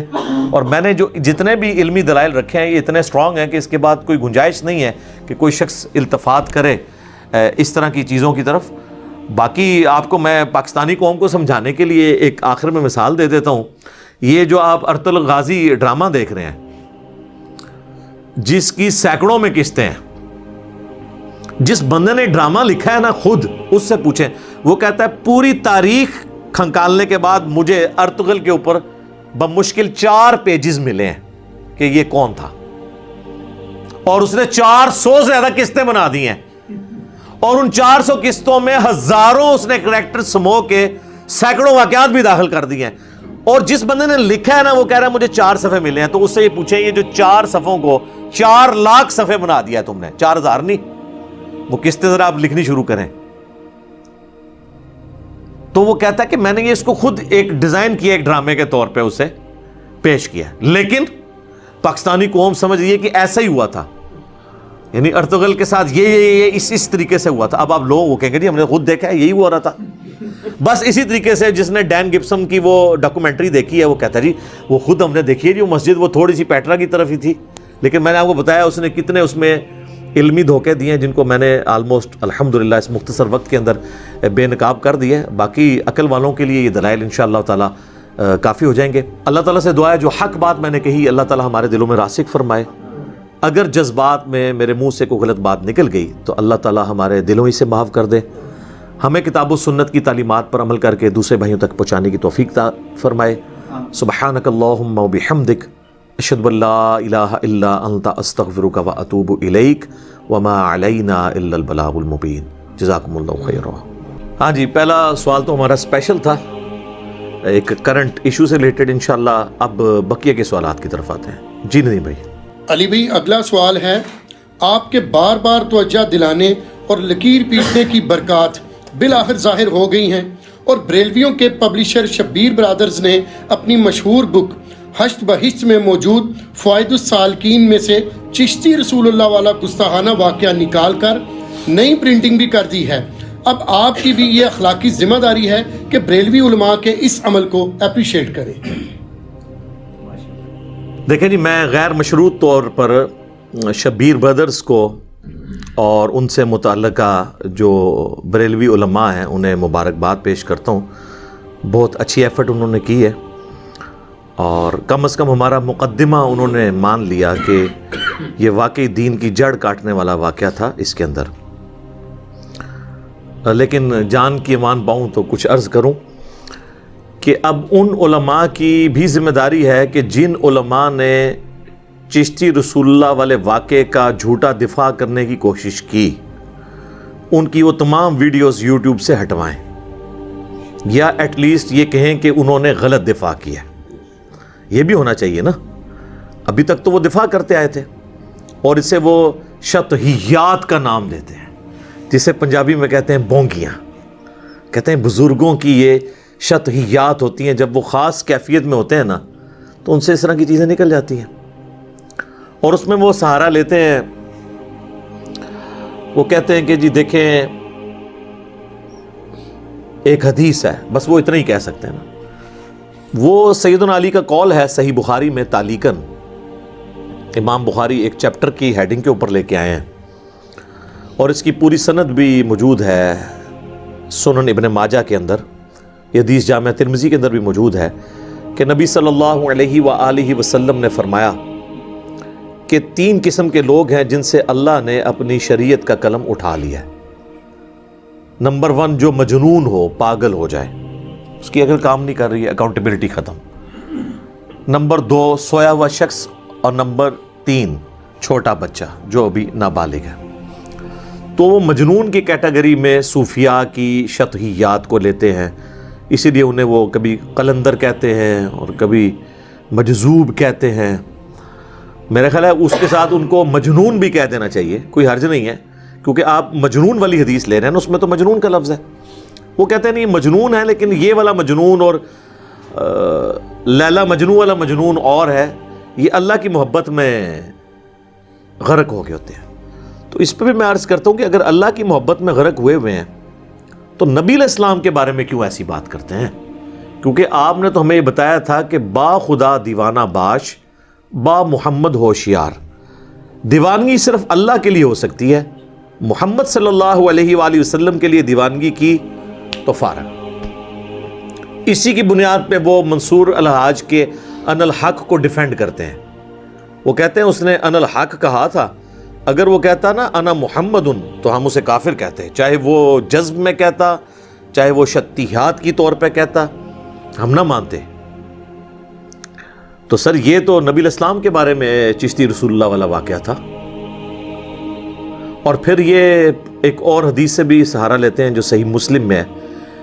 نبی صلی اللہ علیہ وآلہ وسلم نے اللہ تعالیٰ کو ایک گناہگار کی توبہ پر جو خوشی ہوتی ہے اس کو ایک تمثیل سے بیان فرمایا کہ تم میں سے کوئی شخص ہو جس کی سواری اونٹ کے اوپر اس کا سارا سامان لدا ہوا ہو، کسی ریگستان کے سفر پہ ہو اور وہ تھوڑی دیر کے لیے رکے اور اس کی آنکھ لگے تو اچانک اس کا اونٹ غائب ہو جائے، اب اسے اپنی موت سامنے نظر آئے، کیونکہ سارا ساز و سامان اس کے اوپر ہے۔ ریگستان میں تو کئی دن کی مسافت تک کوئی پانی بھی نہیں ملتا، اب وہ بیٹھ کے موت کا انتظار کرنا شروع کر دے اور اچانک وہ سواری کہیں سے دوبارہ نمودار ہو جائے، تو اس شخص کو اتنی خوشی ہو کہ وہ خوشی کے عالم میں یہ کہنا چاہے کہ اے اللہ تو میرا رب، میں تیرا بندہ،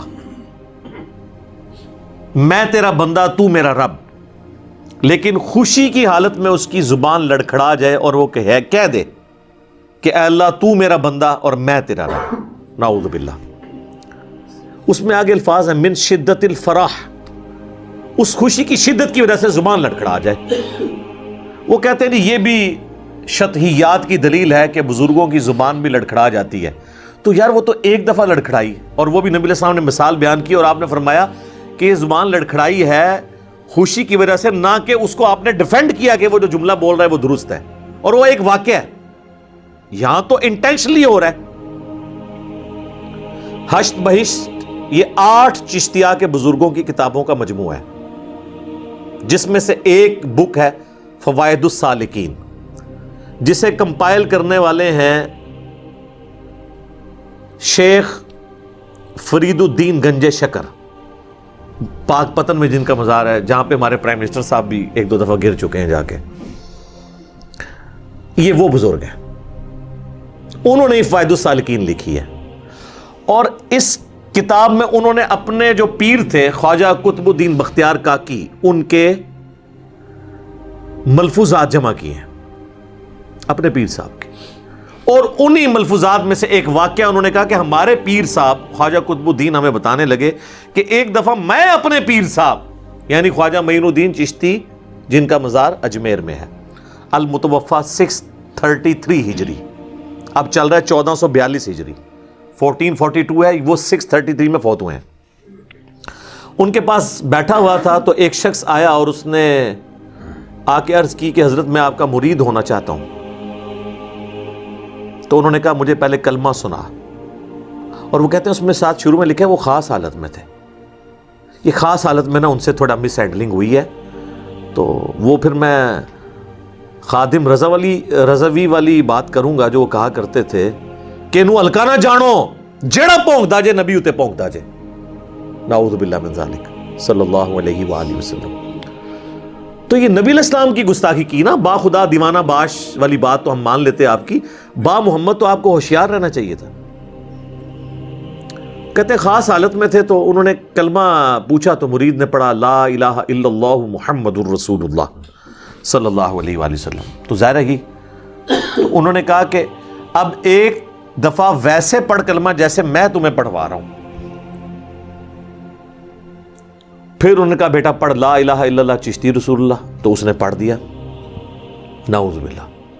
اس کے بعد انہوں نے کہا کہ دیکھو میں نے یہ کلمہ تمہارے امتحان کے لیے پڑھوایا تھا, کلمہ وہی ہے جو پہلے تم نے پڑھا, لیکن اس کی بنیاد پہ میں نے چیک کرنا تھا, یعنی تم مجھے اپنا پیر ماننے کے لیے, یعنی جو بھی میں کہوں, یعنی ان بریکٹس میں اگر خلاف شرع کام بھی کہوں تو کرنے کو تیار ہو جاؤ گے. تو یہ میں نے چیک کرنے کے لیے پڑھوایا تھا, باقی کلمہ وہی ہے. پھر اس کو مرید کیا اور بہت کچھ نوازا. وہ کہتے ہیں دیکھیں جی بعد میں انہوں نے کہہ دیا نا کلمہ وہی ہے. سر یہ کہنا کافی نہیں ہے, اس کے بعد انہیں یہ کہنا چاہیے تھا کہ میں نے یہ کفریہ جملہ نکلوا کر تمہیں بھی کافر کیا وقتی طور پہ. کیونکہ آپ کو یہ کہتے ہیں نا کہ اگر کوئی شخص جرمنی میں جانے کے لیے جھوٹا بھی لکھ دینا اپنے آپ کو قادیانی, تو وہ قادیانی ہو جاتا ہے.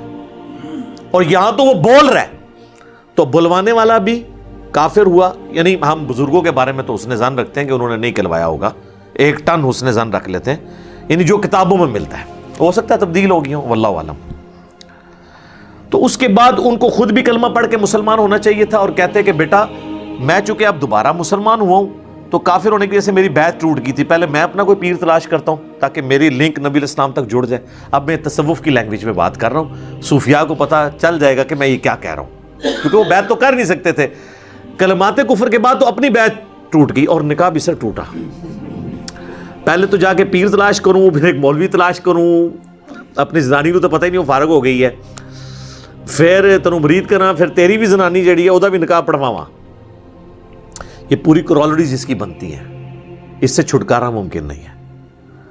تو یہ لیم ایکسکیوزز ڈیوائز کرتے تھے. بہرحال یہ میں نے مبارکباد غیر مشروط پیش کی, لیکن یہ میری گزارشات ہیں, اور یہ اتنا بھی خوش ہونے والی ضرورت نہیں ہے, اس لیے کہ انہوں نے واقعہ نکالا نہیں ہے, اس میں چشتی کی جگہ محمد لکھ دیا ہے بس صلی اللہ علیہ وآلہ وسلم. واقعہ اپنی جگہ موجود ہے, اور وہ اتنا ایمبیگوس واقعہ ہو گیا, یعنی چور اپنی لنگوٹی چھوڑ جاتا ہے نا, اس سے تو بہتر تھا پورا واقعہ نکال دیتے. اب اس میں یہ لکھا ہوا ہے کہ وہ مرید سے پوچھا کلمہ کیا پڑھتا ہے, اس نے کہا ان کا ایک بار اب اس طرح پڑھ جس طرح میں کہہ رہا ہوں. اونج مان جی میں بڑے مندے نے ٹھیک ہے, بقول مصباحی صاحب کے. اب انجینئر مرزا محمد علی کو کیا پتا بابا ہوتا کیا ہے, وہ تو اس کو تو حضرت جی جو پیچھے سے پیسے آ رہے ہیں نا اس کو تو وہ نظر آ رہا ہے, اس کو کیا پتا بابا ہوتا کیا ہے. بابا اپنے زمانے میں ایک زمانہ ہوتا ہے, بابا اپنے جہاں میں ایک جہاں ہوتا ہے, اس کا وکھرے ایک جہاں ہوتا ہے. یہ اس کو نہیں پتا اور نہ اس کی باتوں میں آنا ہے انشاءاللہ. میرا ارادہ بن رہا ہے کیونکہ اب وہ ہمارے بابوں کی طرف آ رہا ہے اور ہم نہیں اپنے بابوں کی برداشت کر سکتے. منوس تجھے کیا پتا بابے ہوتے کیا ہیں, تجھے کیا پتا باجزید کہتے کس کو ہیں, تجھے کیا خبر جنید کس ہستی کا نام ہے حضرت. اس لیے اس کی بات بھی نہ سنا کرو حضرت, وہ بھی دل میں شک ڈال دے گی حضرت. اور انشاءاللہ بس میں توفیق مانگ رہا ہوں اپنے اللہ سے, بڑی جلدی میں نے انشاءاللہ اس کا رد شروع کرنا ہے. ایمی بکواس کر رہا ہے اپنے کمرے میں بیٹھ کر, یہ کیا ہوا, تیرا کمرہ, تیرا کیمرہ, تیرے ہی لوگ, تیری کتابیں, تیری باتیں, کسی دن ہمیں بھی بلا نا, تو اسی طرح لائیو چلا نا بھائی, تیری اپنی دنیا, تیری اپنی باتیں, یہ کیا حضرت ہوا. اس لیے میرے دوستو آپ بھی تھوڑا آپ بھی فیصلہ دیکھو نا حضرت. وہ کیا بھائی, اگر وہ اتنا ہی حق پہ ہے تو کیوں ڈرتا ہے. ہم نہیں گنے لے کے جائیں گے, اور ہمیں گن کی لوڑ ہی نہیں, ہم تو درود والے ہیں حضرت.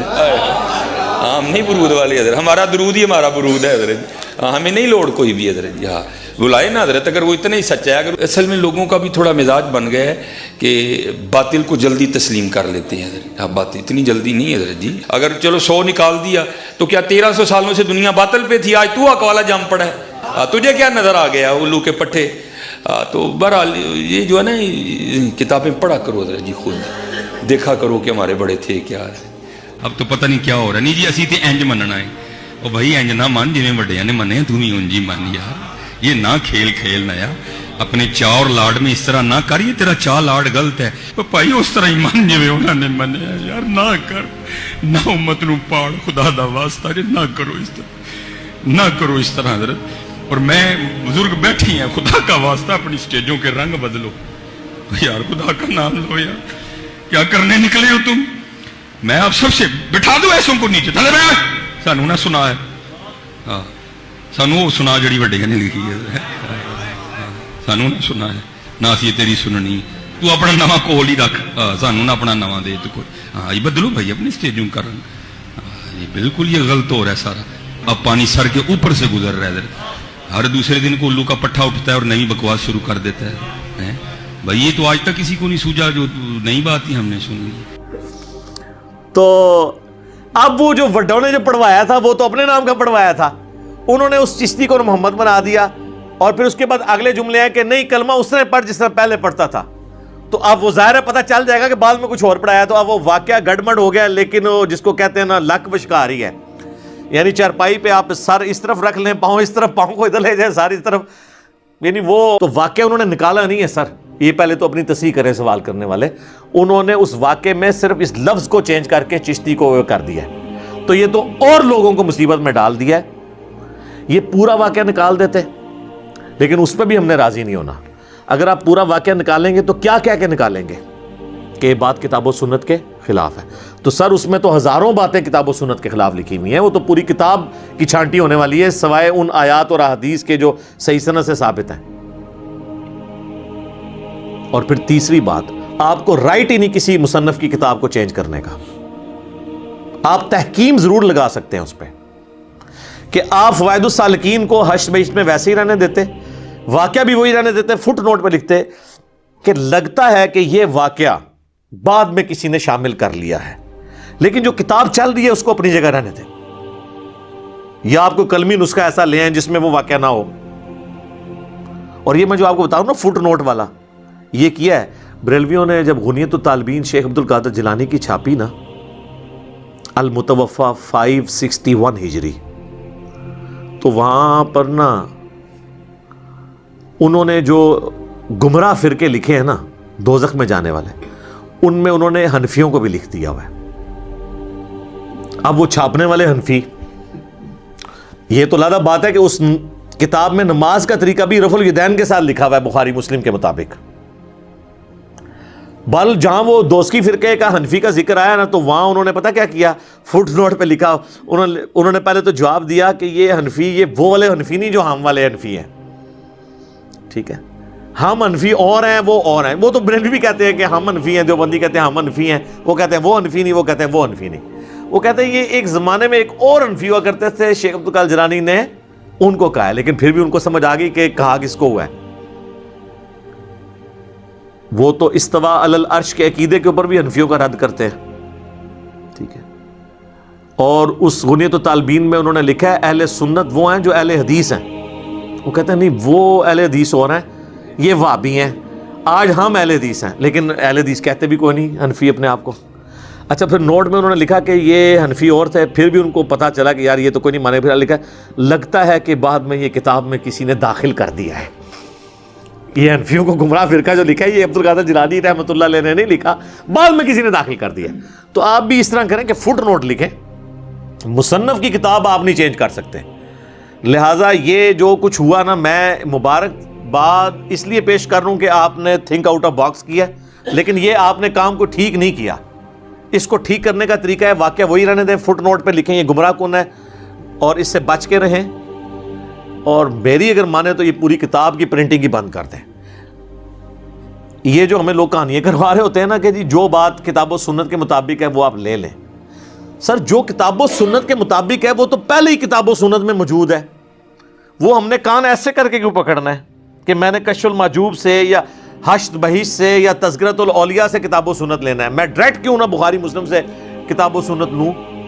जिस तरह हमारे वो बापा जानी है जो इलियास कादरी साहब, और बाज़ औक़ात बुखारी और मुस्लिम की अहादीस भी ना तसव्वुफ़ की किताबों के रेफरेंस से बयान कर रहे होते हैं। जलालुद्दीन सियूती अपनी किताब शरह सुदूर में लिखते हैं, और वो आगे जो हदीस बयान कर रहे होते हैं वो बुखारी की हदीस होती है।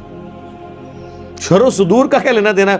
शरह सुदूर तो जाके लिखी गई है 10वीं सदी हिजरी के अंदर। बुखारी शरीफ जो है वो 30वीं सदी हिजरी के अंदर, वो तो हदीस की किताब है। शरह सुदूर के अंदर तो अक्सर बातें कहानियाँ ही हैं, और कोई हदीस की किताब भी नहीं है। तो इस तरीके से कान ना पकड़े, कुरान और हदीस में पहले ही मौजूद है, लिहाजा इसकी मुकम्मल प्रिंटिंग बंद करें। अगर प्रिंटिंग आपने करनी है तो आप फिर ये सारे वाक़यात अपनी जगह रहने दें, उसके नीचे फुट नोट लगाएं। और सर बाकी लोगों से भी मैं कहूँगा, सिर्फ शबीर बदरस नहीं, इसके अलावा भी और लोग छाप रहे हैं, उसमें तो ये वाक़यात अभी उसी तरीके से छाप रहा है ये चिश्ती रसूलुल्लाह वाला वाक़या।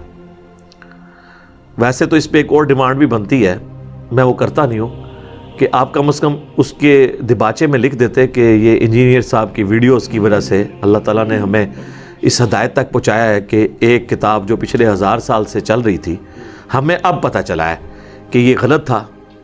اور اس کے بعد اور بھی لکھے کہ ہمارے اتنے بڑے بڑے علماء، بڑے بڑے بزرگ، اتنے پیڈ قسم کے علماء جن کو ہم نے اتنا پے کیا، یہ پیٹ نہیں، میں نے کہا پیڈ انگریزی والا ہے، پیسے دیے، یعنی کہ یہ نہ وہ کہیں گے وہ پیٹ بڑا کہہ دیا انہوں نے.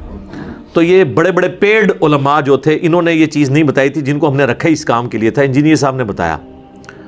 اور اس کے بعد ایک اور جملہ، وہ تو خیر میں نہیں کہوں گا کہ آپ مجھے مجدد ڈکلیئر کر دیں کہ جس نے آ کے تجدید کر دی ہے تصوف کے اندر، یہ میں آپ سے نہیں کہوں گا، لیکن پہلے 2 جملے تو بنتے ہیں.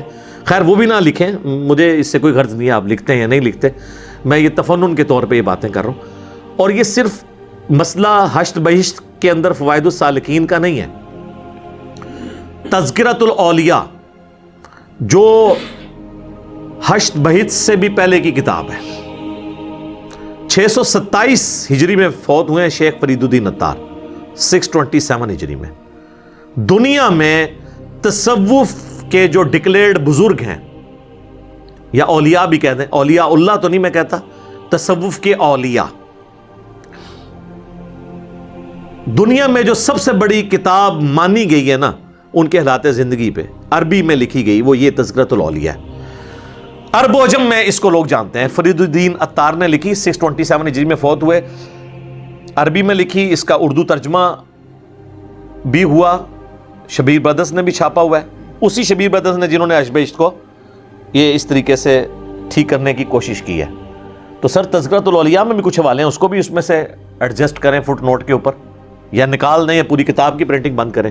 اور یہ تذکرۃ الاولیاء وہ کتاب ہے جس کے حوالے آپ کو دعوت اسلامی کی فضائل سنت میں بھی ملیں گے اور تبلیغی جماعت کی فضائل اعمال میں ملیں گے.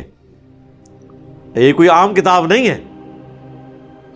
اور اس میں اب یہ چونکہ معراج شریف کا مہینہ مسلمانوں کے ہاں ایک مشہور مانا جاتا ہے، وہ چل رہا ہے 1442 ہجری، مارچ 2021. تو میں آپ کو یہ کہوں گا کہ آپ اس میں ذرا بایزید بستامی کا چیپٹر نکال لیں، اس میں انہوں نے لکھا ہے بایزید بستامی کی معراج. جی ہم تو نبی علیہ السلام کے لیے معراج مانتے ہیں نا، تو انہوں نے کہا کہ بزرگوں میں بھی ہوئی ہے. تو اب آپ ذرا خود فیصلہ کر لیں کہ ان کا بزرگوں کے بارے میں کیا کیتا ہے.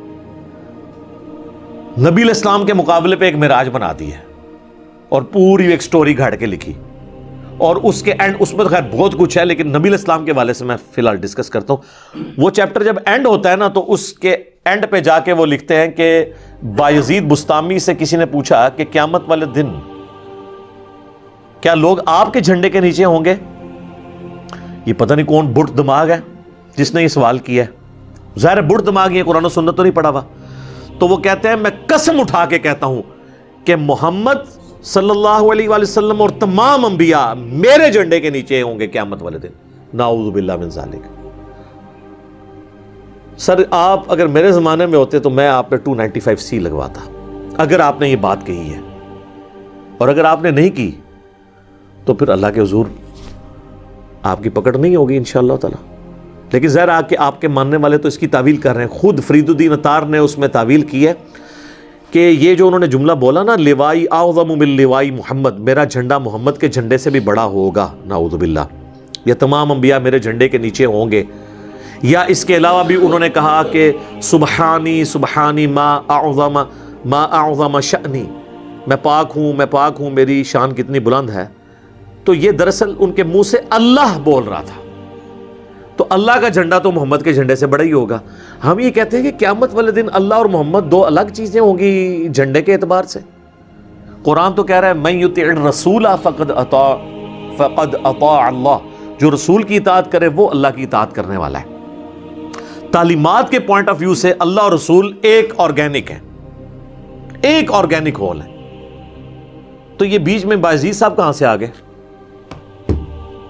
خام خائی. اور سر انہوں نے کبھی صحیح مسلم پڑھی ہوتی تو نبی علیہ السلام کا وہ فرمان پڑھتے کہ نبی صلی اللہ علیہ وآلہ وسلم نے فرمایا قیامت والے دن سب سے پہلے میں اپنی قبر سے نکالا جاؤں گا، سب سے پہلے میں شفاعت کروں گا، اور سب سے پہلے میری شفاعت قبول کی جائے گی. اور ایک اور حدیث ہے صحیح مسلم کے اندر کہ نبی علیہ السلام نے فرمایا سب سے پہلے میں جنت کا دروازہ کھٹکھٹاؤں گا اور داروغے جنت پوچھیں گے کہ کون، تو میں کہوں گا محمد صلی اللہ علیہ وآلہ وسلم. تو وہ دروازہ کھولتے ہوئے کہے گا کہ مجھے اللہ کی طرف سے حکم بھی یہی تھا کہ آپ کے نام پہ میں نے دروازہ کھولنا ہے، آپ سے پہلے کسی کے لیے دروازہ نہیں کھولنا. یہ ہے سر مسلم شریف. اور اس سے بھی بڑھ کر یہ کمپائل کرنے والے امام کا نام ہے ابو الحسین مسلم بن حجاج القشیری. اور یہ لوائی اعظم من لوائی محمد والی یہ گستاخانہ بات کرنے یا ان کی طرف منسوب اس بندے کا نام ہے ابو یزید بستامی، یزید دا ابا یا یزید والا. اور ایک کون ہے ابو حسین، واقعی یہ حسینی ہے.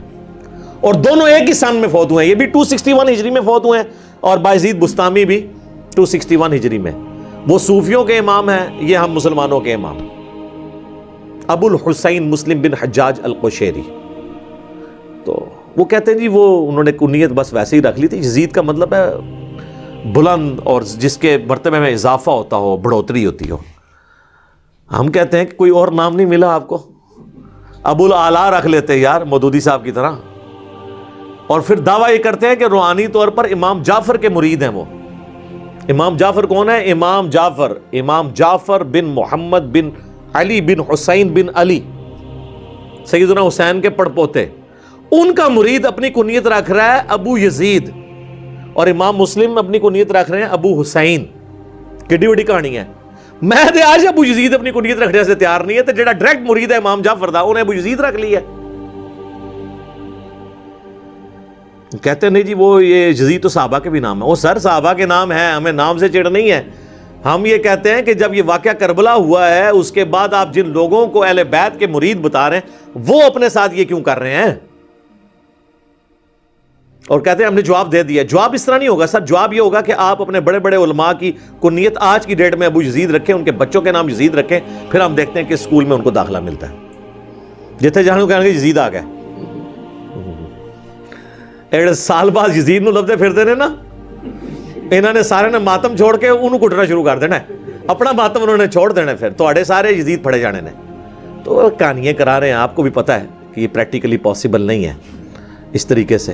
خام خواہ اس طرح کی باتیں کرتے ہیں. تو میں تو یہ کہوں گا کہ حشر بہشت کی بھی، کشف المحجوب کی بھی، تذکرۃ الاولیاء کی بھی ان کی پرنٹنگ بند کریں، کیونکہ اکثر باتیں کتاب و سنت کے خلاف ہیں. اس میں کشف المحجوب میں بھی یہ لکھا ہوا ہے کہ بازید کے منہ سے اللہ بولتا تھا. سیم تعویل ہوئی ہے، سبحانی سبحانی ما اعظم شأنی. ہاں ہم تو رسول اللہ کے لیے عقیدہ نہیں رکھتے. ہم کہتے ہیں رسول اللہ کے سینے پہ قرآن نازل ہوا، وما ينطق عن الهوى ان هو الا وحی یوحى. نبی علیہ السلام اپنی خواہش نفس سے کچھ نہیں کہتے، یہ وہ کہتے ہیں جو اللہ ان کو وحی کرتا ہے. لیکن ہم یہ کہتے ہیں کہ اللہ نے وحی کی ہے، نبی علیہ السلام کی مبارک زبان سے اللہ کا کلام نکلا ہے، اللہ خود نہیں بولا. یہ تو پینتھیزم کا عقیدہ ہے، ہماؤس کا عقیدہ ہے، یا وحدت الوجود میں جو بگڑا ہوا عقیدہ مانتے ہیں. میں نہیں کہتا کہ سارے وحدت الوجود والے جو ہے وہ غلط کہہ رہے ہوتے ہیں. یہ پینتھیزم کے عقیدے کو تو ہم ہماؤس کے عقیدے کو ماننے کے لیے تیار نہیں ہے. تو بالکل کفری عقیدہ ہے. تو یہ کشف المحجوب میں لکھا ہوا ہے. اور بلکہ اس میں تو لکھا ہے کہ بازید بستامی نے اللہ کی زیارت کی حج پہ. جب گئے پہلی دفعہ گئے تو کہتے ہیں صرف کعبہ دیکھا، کہتے ہیں میرا حج نہیں ہوا. دوسری دفعہ گئے تو کعبے کو بھی دیکھا، کعبے کے رب کو بھی دیکھا، کہتے ہیں اب بھی حج نہیں ہوا کیونکہ میں باقی تھا. تیسری دفعہ گئے تو صرف کعبے کا رب نظر آیا. اور یہ خواب کی بات نہیں کر رہے، وہ بیداری کی بات کر رہے ہیں. اور یہ بھول جاتے ہیں کہ یہ پیکج تو حضرت موسیٰ علیہ السلام کو آفر نہیں ہوا. سورۃ الاعراف کی آیت نمبر 143 میں آتا ہے کہ جب موسیٰ علیہ السلام ملاقات کے لیے پہنچے کوہ طور پہ تو کہا کہ اے رب میری خواہش ہے کہ میں تجھے دیکھوں. تو اللہ تعالیٰ نے کیا فرمایا؟ لن ترانی، تم مجھے دیکھ نہیں سکتا، بلکہ تم پہاڑ کی طرف دیکھو. اگر یہ قائم رہا تو پھر تم کچھ سمجھنا کہ کوئی ایسا معاملہ ہو سکتا ہے. تو پہاڑ کی طرف انہوں نے دیکھا تو اللہ کو دیکھنے کی وجہ سے نہیں، انڈائریکٹ پہاڑ کی اس تجلی کی وجہ سے موسیٰ علیہ السلام بے ہوش ہو گئے. اور پھر انہوں نے اللہ کے حضور معافی مانگی کہ میں نے آندہ یہ خواہش کا بھی اظہار نہیں کرنا. اور بعض ڈائریکٹ جو ہیں وہ جناب اللہ کو دیکھ بھی رہے ہیں، اور معراج بھی ہو رہی ہے، تذکرۃ الاولیاء میں ہے. اور ان سب سے بڑھ کے شرمناک واقعہ کشف المحجوب میں وہ ہے جو میں سمجھتا ہوں جس کی کوئی تعویل ہی ممکن نہیں ہے. ویسے تو ان کی بھی نہیں ہے. وہ صحو اور سکر کے چیپٹر میں انہوں نے جنید بغدادی کے صحف کو صحف کرتے ہیں جو آپ پوری ہوش و حواس میں کوئی کام کریں. ایک صحف ہوتا ہے سین کے ساتھ, وہ ہوتی ہے بھول, جو سجدہ صحف بھی ہے, بھول کے 2 سجدے کرتے ہیں.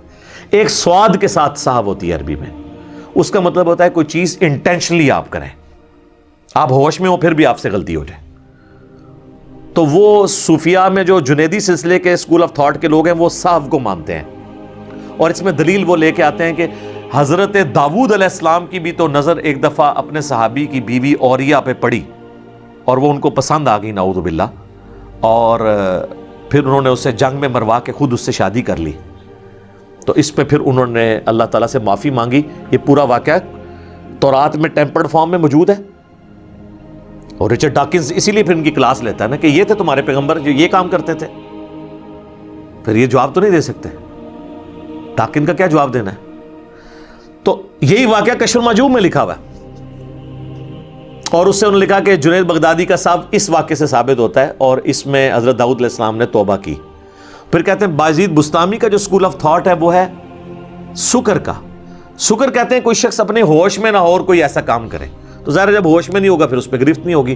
تو کہتے ہیں کہ بایزید بستامی جو ہے وہ سکر کے اسکول آف تھاٹ کو فالو کرتے تھے, اور اس کی دلیل ہے نبی صلی اللہ علیہ وآلہ وسلم بھی حالت سکر میں ایک دفعہ آپ کی نظر اپنے صحابی اور اپنے منہ بولا بیٹا زید ابن حارثہ کی بیوی نعوذ باللہ زینب کے اوپر پڑی, اور وہ ان کو پسند آ گئیں, اور اللہ نے پھر زید کے دل میں اپنی بیوی کی نفرت ڈالی اور اس نے اس کو طلاق دی اور پھر خود شادی کر لی حضور علیہ السلام نے نعوذ باللہ. یہ پورا واقعہ ہے. ظاہر پورا تو انہوں نے لکھا, فل ان دی بلینکس تو پتہ ہی ہے وہ واقعہ کیا ہے, لیکن لکھا کہ بھی ہمارے پیغمبر کی سکر کی نظر پڑی تھی اس لیے اس کے اوپر کوئی گرفت نہیں ہے, اور بازید کو بچانے کے لیے رسول اللہ صلی اللہ علیہ وآلہ وسلم کو تختہ مشق بنایا انہوں نے. یہ کفریہ واقعہ کشف المحجوب میں آج بھی پرنٹ ہو رہا ہے, اور ہمارے وہ بابا جی اب تو فوت ہو چکے ہیں, ان کے پچھلوں کو بھی میں نے بار بار کہا ہے کہ آپ لوگ جس مزار سے یہ ساری ریلیاں نکالتے ہیں ادھر یہ کتاب بک رہی ہے, انہی کی لکھی ہوئی ہے. چلیں ان کے بارے میں ہم 1 ٹن حسن ظن رکھ لیتے ہیں کہ انہوں نے نہیں لکھی تھی, لیکن سر چھپ تو رہی ہے نا. اور وہ بابا جی تو لہراتے تھے اور کہتے تھے کہ جس کا کوئی مرشد نہیں یہ کتاب پڑھ لے, اس میں تو یہ لکھا ہوا ہے. لیکن نجی محفلوں میں یہ مانتے ہیں. پاکستان لیول کے ایک بریلویوں کے مفتی ہیں اور بہت بڑے مناظر ہیں, میں نام نہیں لیتا, انہوں نے مجھے خود یہ بات کہی کہ یہ بالکل گستاخانہ واقعہ ہے, اور میں نے رسول اللہ کا کلمہ پڑھا ہے, داتا صاحب کا کلمہ نہیں پڑھا ہوا, میں اسے لانے برات کرتا ہوں. لیکن میں نے ان کو کہا کہ آپ اس پہ ایک ویڈیو بنائیں. وہ کہتے ہیں کیوں مروانے لگے ہو یار, مجھے میری عوام نہیں چھوڑے گی مجھے. خیر ان سے بھی بڑے ایک بہت بڑے عالم ہیں, وہ تو لکھ گئے ہیں انجانے میں, پیر کرم شاہ صاحب الازہری, جن کا ترجمہ میں نے سامنے رکھا ہوتا ہے جمال القرآن جب میں درس قرآن کرتا ہوں. بحیرہ شریف والے جن کے لاکھوں سٹوڈنٹ ہیں دنیا میں, سب سے بڑا ان کے لائق ترین سٹوڈنٹ میں سے ڈاکٹر طاہر القادری صاحب ہیں, پیر کرم شاہ صاحب کے سٹوڈنٹ ہیں وہ. اور پیر کرم شاہ صاحب نے 1947 میں جب پاکستان بنا تھا اس سال انہوں نے دورہ حدیث کیا تھا اعلیٰ حضرت کے خلیفہ نعیم الدین مراد آبادی کے پاس. یہ اور مفتی احمد جان نعیمی یہ دونوں کلاس فیلو تھے. انہوں نے ضیاء القرآن کے اندر سورۃ الاحزاب کی تفسیر میں جہاں زید ابن حارثہ کا ذکر آتا ہے وہاں انہوں نے لکھا ہے کہ کافروں نے سازش کر کے ہماری کتابوں میں یہ واقعات داخل کیے ہیں. یہ زید ابن حارثہ کا اور رسول اللہ صلی اللہ علیہ وسلم کا وہ جو معاملہ ہے, انہوں نے تو اسے کافروں کی سازش قرار دیا ہے تصوف کی کتابوں میں. لیکن وہی پیر کرم شاہ صاحب ہیں, انہی کے مکتبہ ضیاء القرآن سے وہ چھپ رہی ہے کشف المحجوب, اور اس کا مقدمہ بھی پیر کرم شاہ صاحب نے لکھا اور کہا یہ بڑی اچھی کتاب ہے. میرا خیال ہے انہوں نے پڑھی تو ہوگی نہیں, اگر پڑھی ہوتی تو کم از کم یہ ہائی لائٹ تو کرتے. اچھا دیوبندیوں کو میں ایک ایج دوں گا, دیوبندیوں نے بھی کشف المحجوب کا ترجمہ چھاپا ہے. ان کے وہ بڑے صوفی باصفا ہیں عبد الرؤف صاحب, یہ دونوں ترجمے ہمارے پاس پڑھے ہیں. اس میں انہوں نے نا فٹ نوٹ پہ لکھ دیا ہے یہ صاحب اور سکر کے واقعے میں انہوں نے لکھا ہے کہ نہ جانے کیوں صوفیاء اس قسم کے واقعات سے سہارا لیا کرتے تھے, یہ پیغمبروں کی شان یہ واقعات نہیں ہیں. اس نے اپنے ایمان کا اظہار کیا ہے, لیکن اس نے یہ بھی مانا کہ صوفیاء نے لکھے ہیں. اس کے بعد اس کو یہ کہنا چاہیے تھا کہ جو رسول اللہ کا گستاخ ہو میں اسے بزرگ ماننے کے لیے بھی تیار نہیں ہوں, یہ بھی کہنا چاہیے تھا نا. ٹھیک ہے, تو وہ اپنا کچھ حصہ انہوں نے رکھ لیا تاکہ پتہ چل جائے کہ یار یہ بھی ہم نے کیا ہے. اور پیر کرم شاہ صاحب نے بھی علیحدہ سے تو مانا ہوا ہے, لیکن یہاں انہوں نے مقدمہ پورا لکھ دیا اس کے حق کے اندر. تو یہ بھی ہم نے بار بار اس کو ہائی لائٹ کیا کہ خدا کے لیے یہ ان کتابوں میں سے، بلکہ ان کتابوں کی پرنٹنگ بند کریں، ان کتابوں کے اندر تو بہت کچھ لکھا ہوا ہے. یعنی میں پورا ایک لیکچر دے سکتا ہوں کہ 90% سے زیادہ جو ہے نا اس کے اندر کہانیاں لکھی ہوئی ہیں. اگر آپ نے وہ کہانیاں سننی ہیں تو ہمارے سلمان مصباحی صاحب اکثر اسی میں سے واقعات بیان کرتے رہتے ہیں، تو وہ آپ سن سکتے ہیں، آپ خود پڑھ بھی سکتے ہیں. ہمیں تو ان چیزوں کے ساتھ جو رسول اللہ کو اٹیک کرنے والی چیزیں ہیں نا، نعوذ باللہ من ذالک، ایٹ لیسٹ اس کے تو اوپر ہم بات کریں گے نا. اب آپ دیکھیں یہ جو میں نے سب سے خطرناک عبارت بتائی ہے کشف المحجوب کی، صاحب اور سکر والی، زید بن حارثہ والا واقعہ، تو اس کی ایک بریلویوں کے چھوٹے سے بچہ ہے، وہ میں اس کو مفتی بھی نہیں کہتا، مولوی ایک چھوڑا انہوں نے چوگڑا، اس نے تعویل کی ہے. وہ کہتا ہے اس طرح کی گستاخی تو صحیح مسلم میں بھی موجود ہے. اچھا صحیح مسلم میں کیا گستاخی، وہ ذرا گستاخی سنیں اور کس طرح اس کو ریلیٹ کر رہا ہے. صحیح مسلم میں حدیث ہے کہ نبی علیہ السلام ایک دفعہ بیٹھے ہوئے تھے تو سامنے سے کچھ عورتیں گزری تو آپ کی نظر ایک عورت کے اوپر پڑ گئی تو آپ نے فوراً ہٹا لی. جو صحیح مسلم میں ایک اور حدیث ہے کہ اگر تمہاری پہلی نظر پڑ جائے کسی عورت پہ تو میرے رب نے حکم دیا کہ میں فوراً ہٹا لوں. نبی علیہ السلام نے ہٹائی اور پھر آپ اپنے گھر میں گئے، اپنی بیوی کے ساتھ ازدواجی تعلق قائم کیا، پھر واپس آئے اور آپ نے فرمایا کہ اگر تمہاری اچانک نظر کسی عورت پہ پڑ جائے تو وہ فوراً اپنی بیوی کے پاس آئے، کیونکہ اللہ نے اس کے پاس بھی وہی چیز رکھی ہوئی ہے، یوں اس چیز سے اس عورت کا خیال اس کے دل سے دور ہو جائے گا. تو بالکل یہ ایک نارمل بات ہے جو نبی علیہ السلام نے کی ہے. اس کو وہ اس سے ریلیٹ کر رہا ہے جو کشف المحجوب میں لکھا ہے کہ جی وہ زید ابن حارثہ کی بیوی پہ حضور کی نظر پڑ گئی اور پھر زید ابن حارثہ کے دل میں اپنی بیوی کی نفرت پڑ گئی، کیونکہ حضور نے تو اللہ کو خوش کرنا تھا نعوذ باللہ، اور تاکہ وہ طلاق دیں پھر حضور شادی کر لیں. شادی تو ہوئی لیکن وہ اس وجہ سے نہیں ہوئی، وہ سورۃ الاحزاب میں ہے اللہ تعالیٰ نے یہ رسم توڑنی تھی کہ منہ بولا بیٹا اصل بیٹا نہیں ہوتا، اس لیے حضور کا رشتہ کروایا سیدہ زینب کے ساتھ. اللہ نے قرآن میں اس کی ریزن بتائی ہوئی ہے. ٹھیک ہے، وہ کہتا نہیں قرآن میں لکھا ہے تم اپنے دل میں ایک بات چھپاتے تھے اور اس بات سے مراد یہ تھی. وہ بات یہ نہیں تھی، اس بات کا ذکر قرآن میں موجود ہے. حضور علیہ السلام معاشرے کے بھی شرم کرتے تھے کہ یہ کیا کہیں گے، کل تک بیٹا بنایا ہوا تھا آج اپنی بہو کے ساتھ شادی کر رہا ہے. لیکن اللہ تعالیٰ نے کہا نہیں، جب بڑا بندہ یہ رسم توڑے گا نا تو رسم ٹوٹے گی. تو حضور تو شرماتے تھے، حضور تو کئی جگہ شرماتے تھے. سورۃ الاحزاب میں آتا ہے کہ تم جب نبی کو مسئلہ پوچھنے جاتے ہو، ان کے گھر بیٹھے رہتے ہو اور بیٹھ کے گپیں مارتے رہتے ہو، حضور علیہ السلام شرم کی وجہ سے تمہیں وہاں سے اٹھاتے نہیں، حالانکہ آپ کو تکلیف ہو رہی ہوتی ہے. آپ بخاری مسلم میں حدیثیں اٹھا کے دیکھیں، حضور کی بیویاں، گھر ہی اتنا تنگ تھا وہ ایک کونے میں یوں دیوار کے ساتھ لگ کے بیٹھ جاتی تھی یوں پردہ لے کے. اب ظاہر ہے کوئی بیٹھک لادہ نہیں تھی، اب وہ ایک ڈیڑھ گھنٹہ لوگ مسئلے پوچھ رہے ہیں، حضور کی بیوی ایسے سائڈ پہ بیٹھی ہے. اب مجھے بتائیں کتنی تکلیف دہ چیز ہے. حضور پھر بھی قرآن میں آتا ہے کہ حضور تمہارا حیا فرماتے، اللہ نے فرمایا میں حیا نہیں کرتا ہوں، آمدہ سے کوئی مسئلہ ہو فوراً پوچھو اور نکلو. رسول اللہ تمہارا خیال کرتے ہیں لیکن اللہ حق بات کہنے سے نہیں شرماتا. تو حضور علیہ السلام کی تو ایک مبارک عادت تھی. تو آپ دل میں کیا چھپاتے تھے کہ یہ لوگ کیا کہیں گے، لیکن اللہ نے فرمایا ہم آپ کے پیچھے کھڑے ہیں، انشاءاللہ آپ کے ذریعے اس رسم کو توڑیں گے. تو وہ اس بریلویوں کے اس چوزے نے کہا کہ جی مسلم شریف میں بھی گستاخی ہوئی ہے، تو یہ کیوں نہیں ہائی لائٹ کرتا. اب مجھے بتائیں ان دو واقعات کا کوئی تعلق ہے؟ ہاں، تعلق کس طرح ہوتا میں آپ کو بتاتا ہوں. اگر ہوتا کہ نبی علیہ السلام کی اچانک نظر جس عورت پہ پڑی، جیسے ہی وہ اپنے گھر پہنچی اس کے خاوند کی نفرت اللہ نے اس کے دل میں ڈالی اور اس نے اس عورت کو طلاق دی اور وہ عورت چل کے حضور کے پاس آ گئی اور حضور نے اس سے شادی کر لی. پھر یہ کشف المحجوب والی گستاخانہ عبارت بننی تھی. تم اللہ کے بندو اللہ سے ڈرو. ایک گدھے کے اوپر کالی اور سفید لکیریں پھیر کے زیبرا نہیں بنایا جا سکتا. ٹھیک ہے جی، تو تم اپنی جو ہے وہ گدھوں والی عبارتوں کو چھپانے کے لیے ان پہ کالی اور سفید لکیریں پھیرتے ہو بخاری مسلم کی. شرم کرو. اللہ نے پھر تم پہ ایسے لوگ چھوڑے ہوئے ہیں جو تمہیں پکڑ لیں گے اور پھر وہاں چھوڑ کے آئیں گے کہ جہاں آپ کی پبلک آپ کو پھر پوچھے گی کہ یہ آپ کے ساتھ ہو رہا کیا ہے. اور ہم اس پہ کوئی غصہ نہیں کھائیں گے، ہم صرف آپ کو عرض کریں گے کہ مرنے سے پہلے اے مسلمان کر لے اس پہ غور.